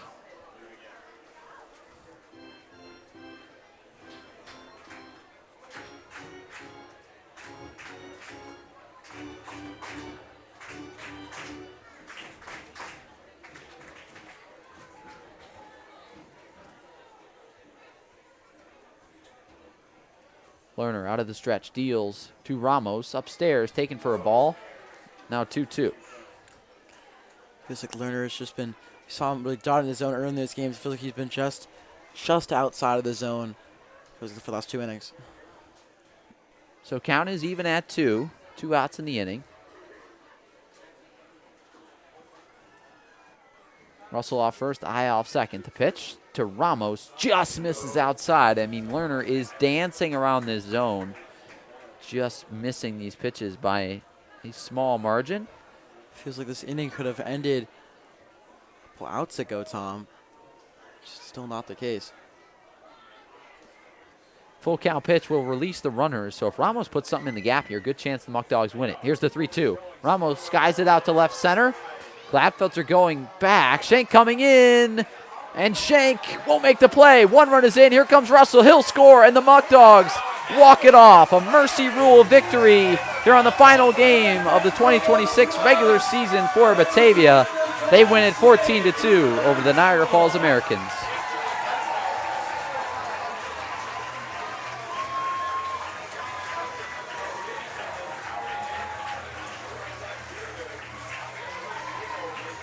Just the game for the Americans. You just always were behind in this game. You have an easy pop fly. You just wonder who's going to call it. And I feel like that's been the issue with the Americans all year. I feel like they've struggled a little bit more than other teams we've seen this year. It's just who's calling a ball. We've seen it multiple times this year, and that one cost the game. We saw it earlier in this game. We saw it earlier this year in the game against Newark, where a runner was called off, or some outfielder was called off, that dropped it. The Americans lost that game. Obviously, this game was a done deal after the 5th inning, but because of it, you just think that ball should be caught. It should be a 12-4 game going to the top of the 8th. Americans drop it. And it's just everyone in the crowd is happy except for us, Tom. Just a tough loss for the Americans. I mean, nothing else really to say. Kind of looked like Shank dove a little early. And Gladfelter going back just couldn't make the play over his head. Shank coming in just couldn't make the play. And the Muckdogs win it 14-4. As you hear this crowd fired up, they win on a walk-off mercy rule victory. Again, just hear this crowd. Batavia scores 3 runs in the final inning on 2 hits. No errors in the inning.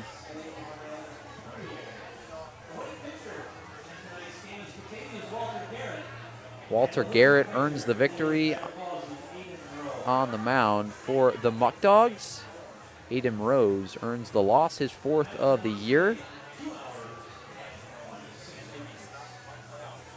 And the Muckdogs will end their season at 29-10-1, earn that first place crown, and win the regular season championship of the PGCBL West Division. I mean, if you're a Batavia Muckdogs fan, and this is the first game you went to all year, certainly got your money's worth. Walk-off victory, get the record, get a walk-off as well. And just really an emphatic win for this Muckdogs team. You've won 3 in a row, and I feel like confidence and morale is at an all-time high going into playing Elmira next week. So the Muckdogs have a lot of festivities still planned here at Dwyer Stadium tonight. They do a jersey auction. They'll do fireworks. It's quite an event here at Sal Magley Stadium. They set up a table down the third baseline, call some fans down to auction off some jerseys. But it was really the Muckdogs offense powering them to a victory tonight with guys in the lineup that haven't had a ton of at-bats tonight. Yeah, absolutely. Haven't had a ton of at-bats on the year, I mean. Yeah, some of the bats on the year, absolutely right. So I'm just looking at for pitchers on this team. Shinsky had 2. Had a hit and able to come around and score twice. We saw Wheelahan didn't have a hit, but came around to score twice. 2 guys who didn't have a single hit. He's able to make an impact here. 4 of those 4C runs coming from guys who haven't had a hit all year and were able to make an impact. And really goes to show they didn't really bring their A team today against the Americans, Tom, but they were still emphatically better than them. So the final box score.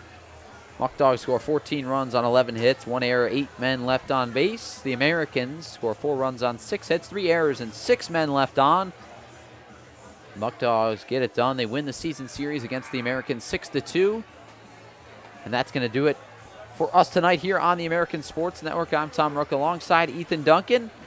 We say thank you so much for spending part of your Saturday evening with us for Americans Muckdogs. Tomorrow, the final time here in the 2026 season. It's the Americans taking on the Olean Oilers in Olean at Bradner Stadium. We'll be live for a 4 p.m. first pitch at 3:50 right here on the American Sports Network.